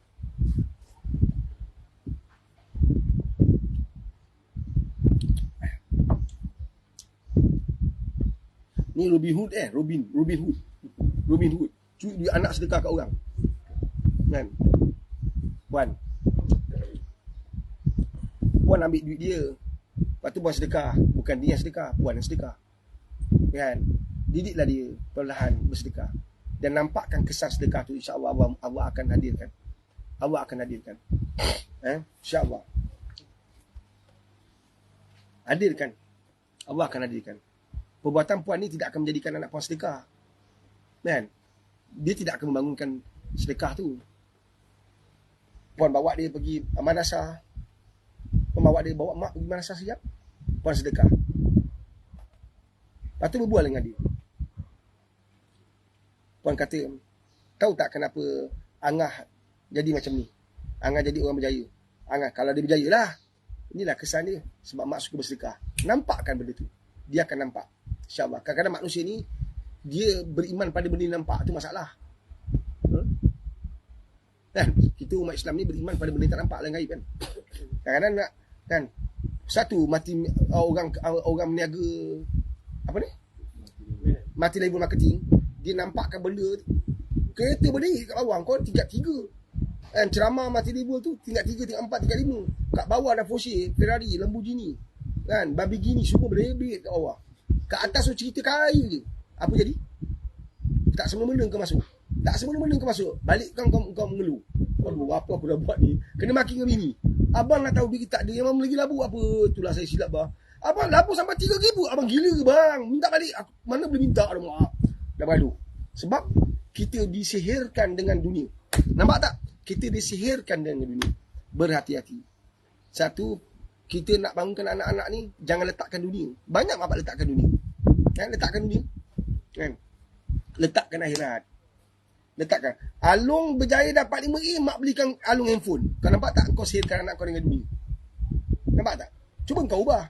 Kita bagi umrah. Kan? Kalau Alung berjaya dapat 10A kat SPM, mak belanja. Kita pergi satu keluarga umrah. Kalau tak mampu Pak Aris, tak payah pergi umrah. Pergi madrasah. Kan? Kita pergi melancong. Tak susah kan? Dalam proses melancong tu tak pergi belanja. Langkawi. Kau singgah madrasah dekat dengan Langkawi. Itu satu tempat yang ni penting tau. Satu pergilah 24 bulan datang supaya dapat banyak ilmu yang kau tak pernah terfikir. Kau pergi mana sekarang? Nak pergi melancong mana bulan 12 ni? Nak pergi mana? Pulau Pinang. Pulau Pinang. Kedah pun.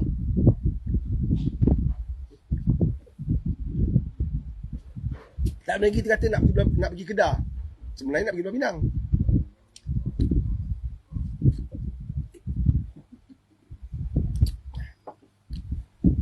Bila kau nak pergi Pulau Pinang, nak pergi Langkawi, kau singgah madrasah betul?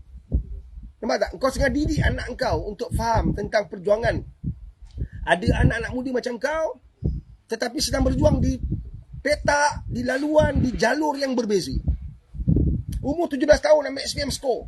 Tapi ada budak, ada anak remaja yang umur 17 tahun, 16 tahun, 18 tahun, 19 tahun sedang berjuang di jalur yang berbeza. Di gelanggang yang berbeza. Di laluan yang berbeza. Kita nak bangunkan anak kita supaya faham.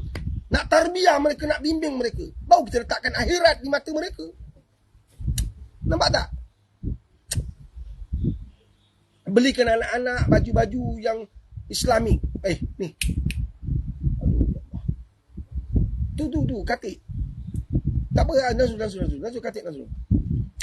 Habis pokok. Dulu tak lepas tau sebab si apa ni?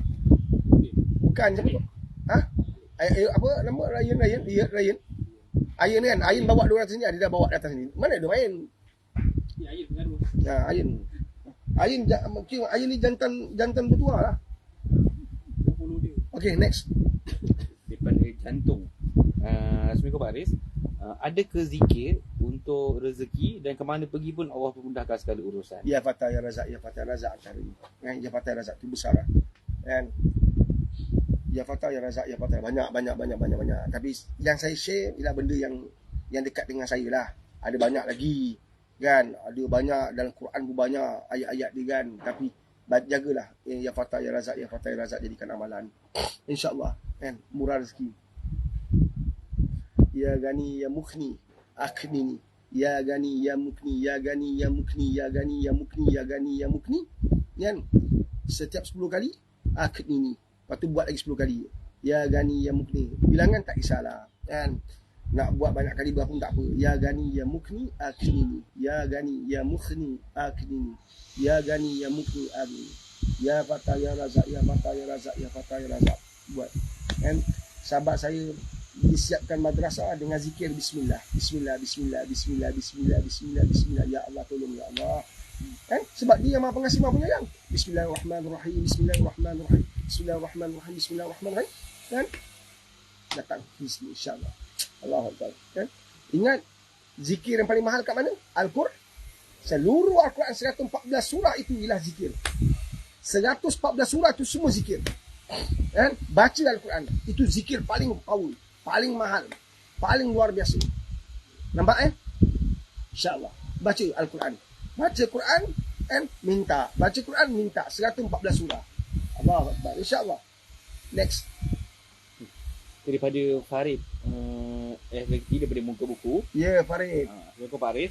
Muka salam. Betul. Dia agama bagi tahu kita tak perlu kongsikan kemudahan kita, harta kita, umur kita kepada hal lain. Kalau dalam bab kitab, saya tak ingat kitab apa saya belajar. Betul. Farid betul. Kan? Jangan kongsikan kekayaan kita pada orang. Jangan kongsikan. Kita ni yang muqallibal qulub, sabiq qalbi ala dini. Hati kita berbolak-balik, jangan main. Takut ketika kita kongsi, kita takbur, kita angkuh, kita riak. Kan? Minta maaf, kita takbur, kita angkuh. Riak ni lebih kepada amalan agama. Riak dalam solat, riak dalam ibadah. Riak dia bagi kepada ibadah. Takbur, sombong, angkuh. Satu dalam agama ni kita walaupun ada beza pendapat, ada ulama dia tak ada, dia kan boleh, dia bukan kata tak boleh terus, boleh untuk bagi inspirasi, bagi semangat kat orang. Tapi rata-rata manusia akhir zaman, kita tunjuk kekayaan kita bukan nak bagi semangat orang, nak tunjuk pencapaian kita, nak tunjuk kita hebat, nak tunjuk kita luar biasa. Sekarang semua dah jadi contents. Kak nak beli tak? Saya nak beli tak? Kak saya putus duit. Okey kak, terima kasih. Contents. Kau tahu tak berapa dia dapat lepas tu TikTok bayar dia? Kau faham tak? Kan, okey, saya nak bagi siapa ni pam, saya nak bagikan sebiji motor. Kau tahu tak? Video tu saja kan dia dapat berbanyak daripada YouTube, buka buku kan, kat TikTok. Tersebut pula Okey, next. Daripada hijau green. Assalamualaikum Pak Aris. Rasa kosong, rasa penat. Apa nak buat Pak Aris? Hidup ni kalau tak ada Allah rasa sunyi. Isikanlah. Hiburkan hatimu dengan ayat Quran. Hiburkan hatimu dengan alunan zikir. Hiburkan hatimu dengan selawat. Percayalah. Engkau dengar muzik sonok. Saya ni suka lagu rock. Tapi lepas dengar lagu rock, perasaan kita masih sayu. Sunyi balik. Buatkan zikir. Dengar zikir, dengar ayat Quran. InsyaAllah hati kita akan terubat. Rindu kita akan terubat, terawat. Kita rasa sunyi, kita rasa keseorangan, kita rasa kesepian. Dengar ayat Quran. Baca ayat Quran. Zikir banyak-banyak. InsyaAllah. Dan ini urusan kita dengan Allah lah. Allah akan bagi sekelip mata ni. Saya percaya benda tu. Satu, kalau kita dapat berita-berita yang mendukacitakan, berita menyedihkan, musibah, kesusahan, kesulitan, kembali pada Allah dengan banyak berzikir. Lawan perasaan ni. Lawan kegelisahan ni. Macam mana dia terlepas? Tak bawa dia. Macam mana dia terlepas ni? Budak ni. Dia ke mana ni? Sebab tu dia ada kat sini. Tadi sebelum tadi aku dah tinggal. Dah aku lupa. Jangan komen. Dia nak pergi coaching kereta rata-rata. Dia gelap lah kata. Okey, ada soalan. Dia suruh je mana, orang lain tak panas.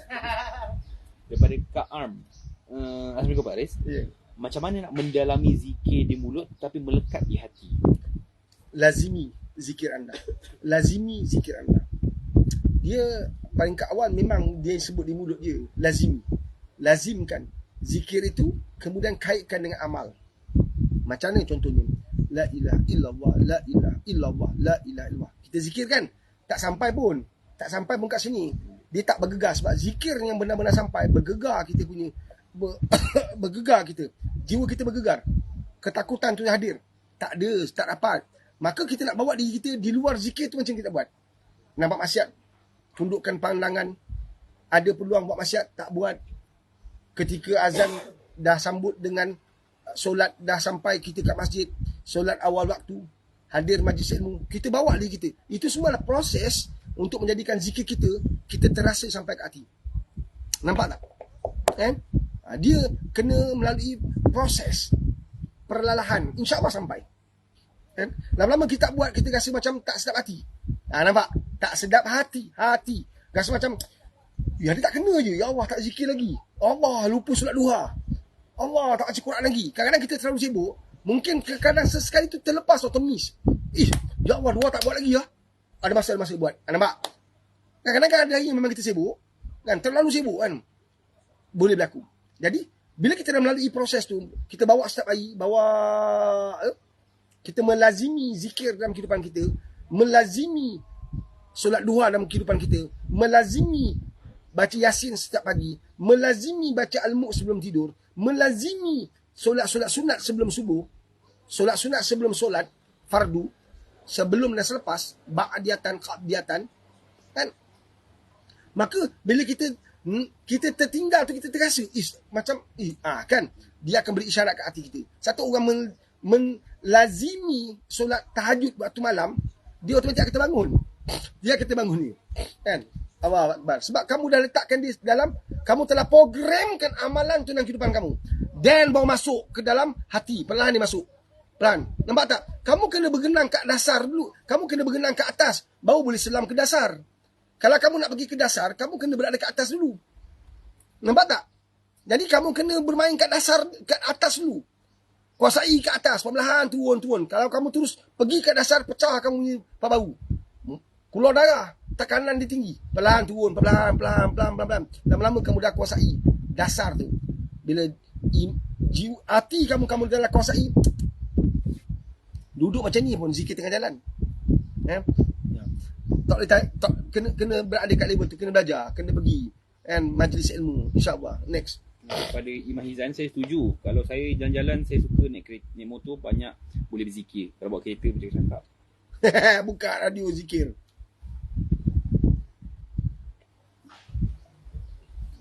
Daripada Seroja 785, Pak Aris, kenapa kalau kita sebut je Nabi, selawat ke atas baginda, auto menangis?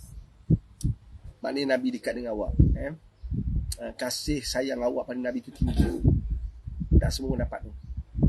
Bila anda dapat jaga baik tau, jaga selawat Aksulukum salatan alayya. Siapa paling dekat dengan aku, Nabi kata, orang yang paling banyak selawat kepada aku. Siapa-siapa selawat sekali, 10 rahmat Allah bagi kat dia. Ya Allah. Berat betul idham ni. Okey, salat.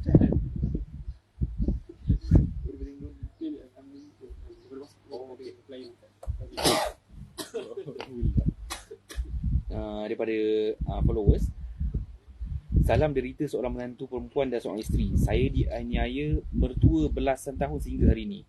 Dianiaya dengan saya pemisah, kuat kerana saya tahu jelas di hadapan saya, sikap percakapan semua kesakitan saya hadapinya. Suami tak kebaikan saya, suami tahu, suami kena ikut semua kata ibunya. Minta Pak Aris jelaskan. Suami yang hebat, hero, ada prinsip. Hero ada falsafah sendiri, berteraskan Al-Quran dan hadis. Sayang mak, tapi tak boleh buat sesuatu yang melanggar syariat. Kita sayang mak kita, tapi kalau mak kita paksa kita bercerai dengan isteri kita tanpa sebab, tak ada sebab pun, kita berhak untuk langgar. Kita berhak untuk tidak patuh. Sebab perkahwinan itu adalah perkara yang Allah reda, perkara yang menjauhkan kita daripada maksiat, kan? Halal bagi kita, pasangan kita. Jadi seorang suami, dia tak boleh duduk di tengah-tengah antara mak dan isteri. Dia kena ada prinsip yang jelas. Dan prinsip tu bukan dia yang cipta. Telah digaris pandukan oleh ulama mengikut Quran dan Sunnah. Sebab kita tak akan faham tentang Sunnah ni melainkan ulama yang ajar kita, disampaikan oleh guru-guru kita. Maka seorang lelaki yang bertanggungjawab, dia akan bersama dengan isterinya ketika sakit, susah, senang, payah, derita, sengsara. Saya tak berani kata, saya pun tak tahu situasi kan, mak mentua ke hantar sihir, mak mentua ke terlibat, wallahu alam. Sebab jin ni di game dia pandai. Dia akan laga-laga kat manusia. Dia pandai game ni. Kalau tanya bomo, 10 bomo, 10 jawapan berbeza. Kalau bomo tu dia main jin, dia dah tahu jawapan apa, maka dia akan cakap benda sama. Jadi kita akan nampak betul lah, sebab bomo sana pun cakap sama kan? Dia tak akan cakap benda lain. Dan jin ni macam tu. Jadi kena berhati-hati dah puan ni. Saya doakan puan, kuatkan hubungan puan dengan Allah. Bagi nama suami, kita buat solat hajat. Mudah-mudahan Allah bagi hidayah pada suami puan, agar dia faham situasi isteri dia. Belas tahun bukan pendek masa ni. Mudah-mudahan Allah berkati puan. Allah anugerahkan tingkat dan makam yang paling tinggi di atas berkat sabar puan. Sebab manusia yang paling tinggi nilainya di sisi Allah ialah manusia yang afiah. Golongan afiah. Allahumma inni as'aluka afiah fid dunya wal akhirah. Manusia, Nabi cerita pasal golongan afiah ni, terangkat macam ni Nabi cerita. Semua orang pandang atas, sahabat pandang kat atas. Nak bagi tahu bahawa kedudukan lebih tinggi pada ulama, daripada guru, daripada ustaz yang beriman pada Allah. Afiah ni tinggi kedudukan ni. Orang yang Allah puji, dia pegang dua je. Satu dia sabar, satu dia reda. InsyaAllah dia menang. Dia menang. Dia reda, dia sabar, dia menang. Dan puan jangan usik suami supaya benci mak mentua puan. Puan jangan pengaruh suami untuk membenci, berdendam dengan mak mentua puan. Puan akan menang puan. Menang tak semesti. Menang ni jangan diharap di sini. Suatu sakit kat dunia tu, kan, itu jauh lebih baik daripada sakit di akhirat. Wallahu alam. Next. Daripada Amnilin, Pak Aris, suami saya dah meninggal dunia. Keluarga arwah suami menuntut segala harta. Saya tak mempunyai anak sepanjang 21 tahun perkahwinan. Buat faraid puan. Buat faraid. Kalau tak pakai faraid, nanti tuntutan tu sampai bila-bila. Dia akan menjadikan puan lebih rusing, lebih sukar, lebih sulit. Dan lepaskan bukan hak puan. Puan akan lebih tenang. Suami pun tenang kat kubur tu. Suami pun lebih senang kat kubur. Dan harta tak bawa ke mana puan. Buktikan suami puan meninggal pun tak bawa apa-apa pun, melainkan bekalan dia, amal jariah dia. Nampak tak? Jadi puan, buat sistem faraid. Ada syarikat, banyak syarikat yang terlibat dengan sistem faraid ni. And puan Google je, nanti keluar nanti. Dan cari yang atau bagi jawatan Islam, minta pendapat dia. Akan ada organisasi yang terlibat dengan faraid.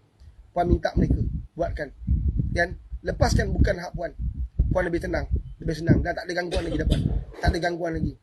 Bila rumah dah ada cahaya, jembalang hantu Pontianak pun tak sampai.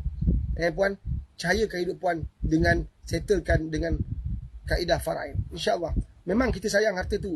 Kadang-kadang kita rasa lah, harta aku dengan suami aku tiba-tiba nak bagi sana, bagi sini.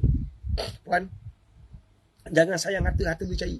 Tapi kalau puan, sepatutnya saya cadangkan puan sayang suami puan lebih pada harta puan. Suami puan tengah susah tu.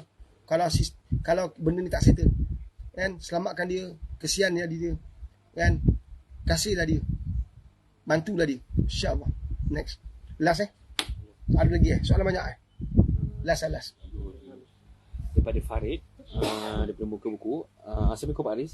Sekarang ni saya tak tahulah Wahabi ke Syiah ke, bila kita terlalu sanjung dengan ulama. Macam mana tu Pak Aris? Farid, kekalkan apa kita buat. Dah. Siapa ke Pak Wahab ke Pak Dola ke Pak Samad ke Pak apa ke, biarkanlah dia. Kita ikut saja ulama-ulama kita kata. Sekian lama kita hidup tanpa ada tanpa ada, kan,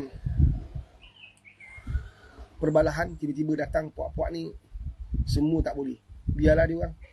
Kita kekal dengan amalan kita, kan. Kita ada ustaz-ustaz kita, ulama-ulama kita.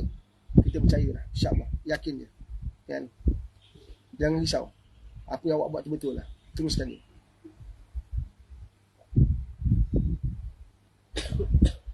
Kita tak pandai berdebat, jangan berdebat. Ni salah ni, kau apa ni, kau pergi talqin apa, benda talqin ni. Mana ada Nabi buat? Dah senyap je, dah. Ya ke? Okey, tak apa. Terima kasih. Dah, jangan berdebat. Kan kata guru kami, kalau hati dah hasad, kau cakap apa, kau hujah macam mana pun, tetap kau takkan diterima. Dia biarkan. Asal lepas solat nak doa. Nabi tak pernah buat. Ya ke? Okey, tak apa. Aku ni banyak dosa, aku kena doa. Kalau aku tak doa, nanti siapa nak doa? Kau nak doakan aku? Dosa aku banyak, kan kau nak ambil sikit. Ambil sikit nak? Aku kena doa lah, banyak dosa. Kan, dah, simple je. Kan, mana boleh zikir-zikir macam ni? Ya ke? Okeylah.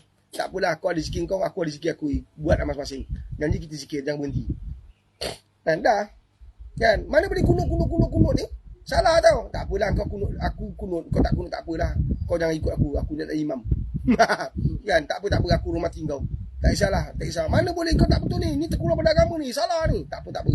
Kan, tak apa. Dan alhamdulillah insya-Allah. Kan, aku hormati pandangan kau. Kan, kalau kau tak hormati perbuatan amal aku, tak apa. Aku nak samakan iman kau. Kau faham tak? Ni salah ni, mam. Aku pun tak pandai. Kan, aku tengok pun kau bukan pandai pun. Bodoh macam aku sekolah dulu. Tiba-tiba kau macam pandai. Kau belajar kat mana? Kau ustaz mana ni?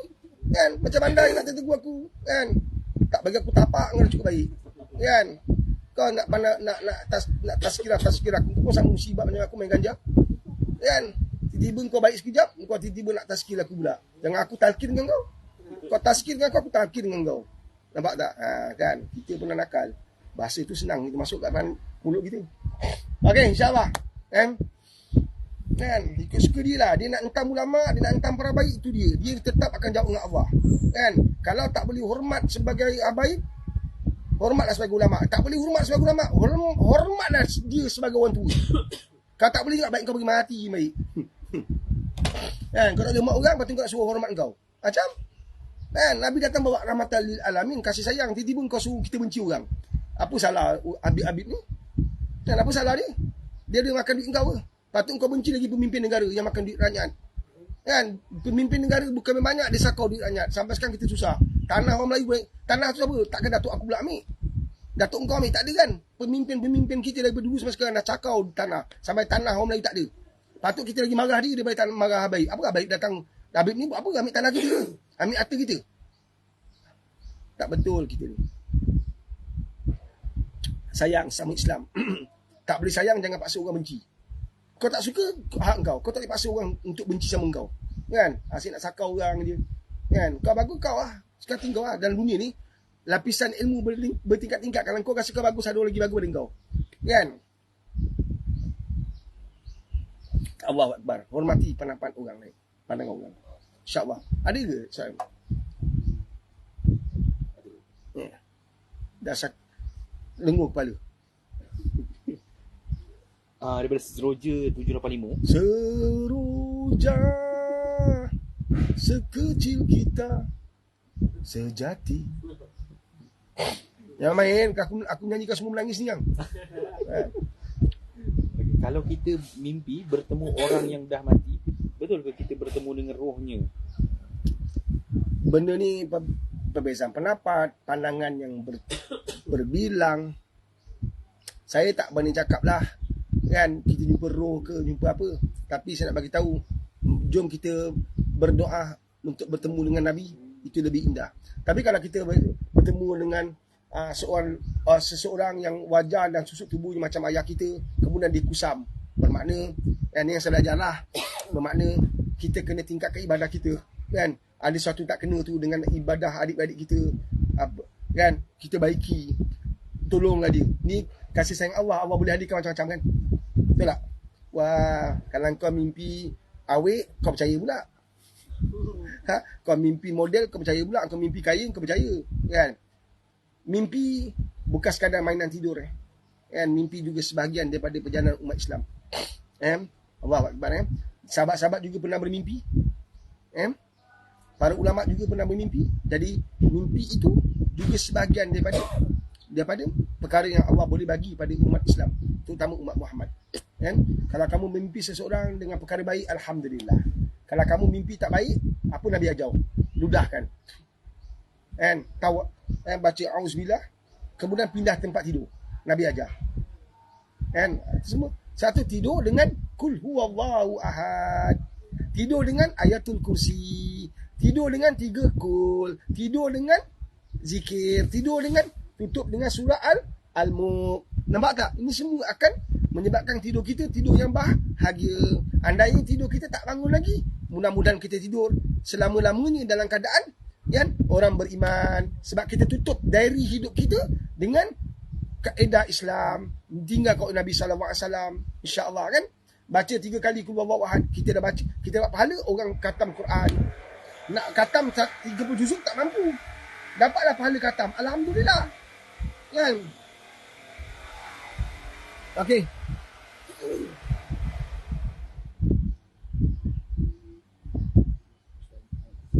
Ha? Boleh? Daripada Fazrini Hashim, anak hamba Allah ni tinggal 4 ekor anak kucing yang baru lahir tanpa ibu. Dia dalam kotak, saya ambil. Ambil. Alhamdulillah kau pelihara, kau niat kan. Kita banyak kucing. Kan? Dia asyik berak je aku sangka kan dia. Kita banyak kucing, kat mana banyak kucing. Kan? Tak apalah kan, jaga baik. Itulah kan Nabi sayang kucing kan. Kan kita sayang dia, insya-Allah. Sama-sama kita.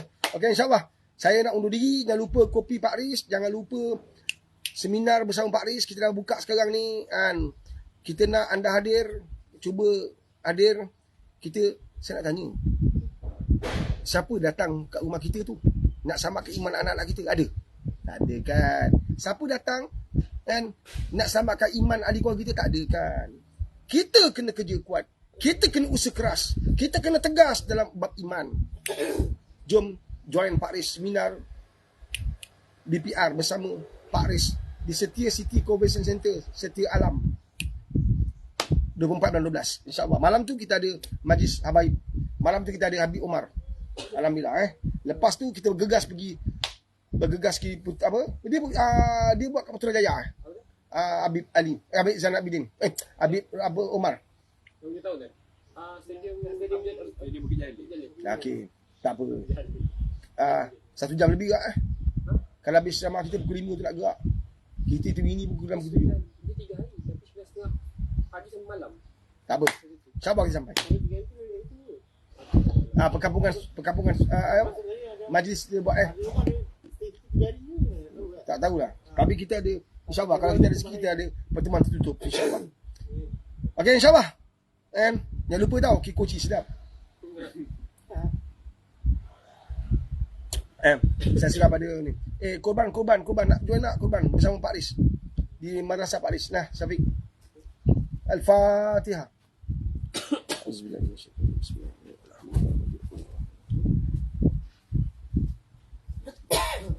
Okey, alhamdulillah kita telah pun sampai ke penjualan bersama dengan Pak Riz. Terima kasih kepada tuan-puan kerana sudi meminjamkan masa anda untuk sama-sama kita mendengarkan perkongsian yang menarik. Insya-Allah mudah-mudahan segala ilmu yang dikongsikan oleh Pak Riz sebentar tadi dapatlah sama-sama kita buat catatan dan kita ambil sebagai satu iktibar insya-Allah. Dan jangan lupa juga kenalkan live Pak Riz ni kepada sahabat-sahabat kita yang mungkin tak pernah lagi mengenali Pak Riz. Jom kita kenalkan Pak Riz kepada sahabat-sahabat kita di luar sana insya-Allah. Tak kisahlah anda menonton daripada TikTok maupun buku-buku. Jadi sama-samalah kita bantu kita share live ini. Mudah-mudahan lebih ramai lagi dapat bersama mendengar perkongsian yang menarik daripada Pak Riz. Dan jika anda ada soalan, bolehlah diajukan kepada Pak Riz. Dan kepada anda yang bagi soalan dan tak sempat dijawab, harap maaf, minta maaf sangat-sangat kerana masa yang agak singkat. Dan saya ingin ingatkan sekali lagi, Pak Riz hanya menjawab soalan berkaitan dengan kekeluargaan dan tidak menjawab soalan berkaitan dengan hukum hakam agama lah. InsyaAllah mudah-mudahan kita take note kat situ lah insyaAllah ya. Okey, dan sebelum kita akhiri live ini, nak minta bantuan tuan-puan kita support konten-konten daripada Pak Riz insyaAllah dengan kita tekan butang like dan kita komen lah sesuatu yang berkaitan dengan video tersebut. Sebab sekarang ni ada undang-undang terbaru di dalam TikTok, kita tak boleh nak letak emoji ataupun letak perkataan hadir ataupun support. Jadi kenalah anda jika anda support konten-konten Pak Riz, anda dekat ruangan komenlah berkaitan dengan tajuk kupasan dalam video tersebut insya-Allah. Okey, Aflin Chowking, alhamdulillah, terima kasih. bukan tak nak jawab tau, tapi sebab berkaitan hukum hakam ni lebih baik tanya pada yang lebih arif lah, ustaz-ustaz insya-Allah. Okey. Dan jangan lupa juga nak ingin diingatkan kepada tuan-puan, pada 24 Disember 2023 akan berlangsung satu seminar ilmu kekeluargaan bersama dengan Pak Riz di Setia City Convention Center, Setia Alam Selangor, di negeri Selangor. Jadi kepada tuan-puan, jom sama-sama kita tempat awal-awal untuk sama-sama kita booking tempat untuk hadir ke seminar #bersama dengan Pak Riz. Kita bicara isu-isu kekeluargaan, kita dapatkan jawapan insya-Allah dan kita doa sama-sama dalam satu dewan. Mudah-mudahan kan apa yang kita hajati Allah tunaikan dengan jayanya. Amin amin ya rabbal alamin insya-Allah. Jadi jom kita daftar ke seminar #bersama dengan Pak Riz. Informasi lanjut anda boleh berhubung dengan tim-tim Pak Riz. Kita ada staff Pak Riz Gallery, Pak Riz website, Pak Riz Pak Riz shop, Pak Riz Pek Kambing, Pak Riz Infak insya-Allah. Okey, seterusnya jangan lupa juga kepada anda yang ingin dapatkan Pak Riz Coffee, boleh dapatkan di beg kuning di Pak Riz shop, Pak Riz Staff Pak Aris, Staff Pak Aris. Pak Aris Gallery. Okey, insyaAllah. Jangan panjat banyak betul tim Pak Aris. Yang itulah yang saya sebut tu ya. Okey, insyaAllah mudah-mudahan dipermudahkan untuk anda membeli sambil membantu ekonomi Madrasah Pak Aris, insyaAllah. Dan kepada anda yang ingin menyertai ibadah korban bersama dengan Madrasah Pak Aris dengan nilai serendah RM RM250 saja, anda boleh berhubung dengan tim Pak Aris, insyaAllah. Macam-macam tim ada tu. Kita ada staff Pak Aris Shop, Pak Aris Sweet Kambing. Dan anda boleh berhubung dengan kami semua untuk dapatkan informasi untuk menyertai ibadah korban, insyaAllah. Mudah-mudahan apa yang kita hajati dipermudahkan dan mudah-mudahan korban yang kita laksanakan diterima oleh Allah Subhanahu Wa Taala. Amin amin ya rabbal alamin, insya-Allah. Okey, terima kasih puan, kita telah pun sampai ke penghujung live bersama dengan Pak Aris. Insya-Allah ada rezeki kita bertemu lagi dalam live berikutnya. Assalamualaikum warahmatullahi wabarakatuh.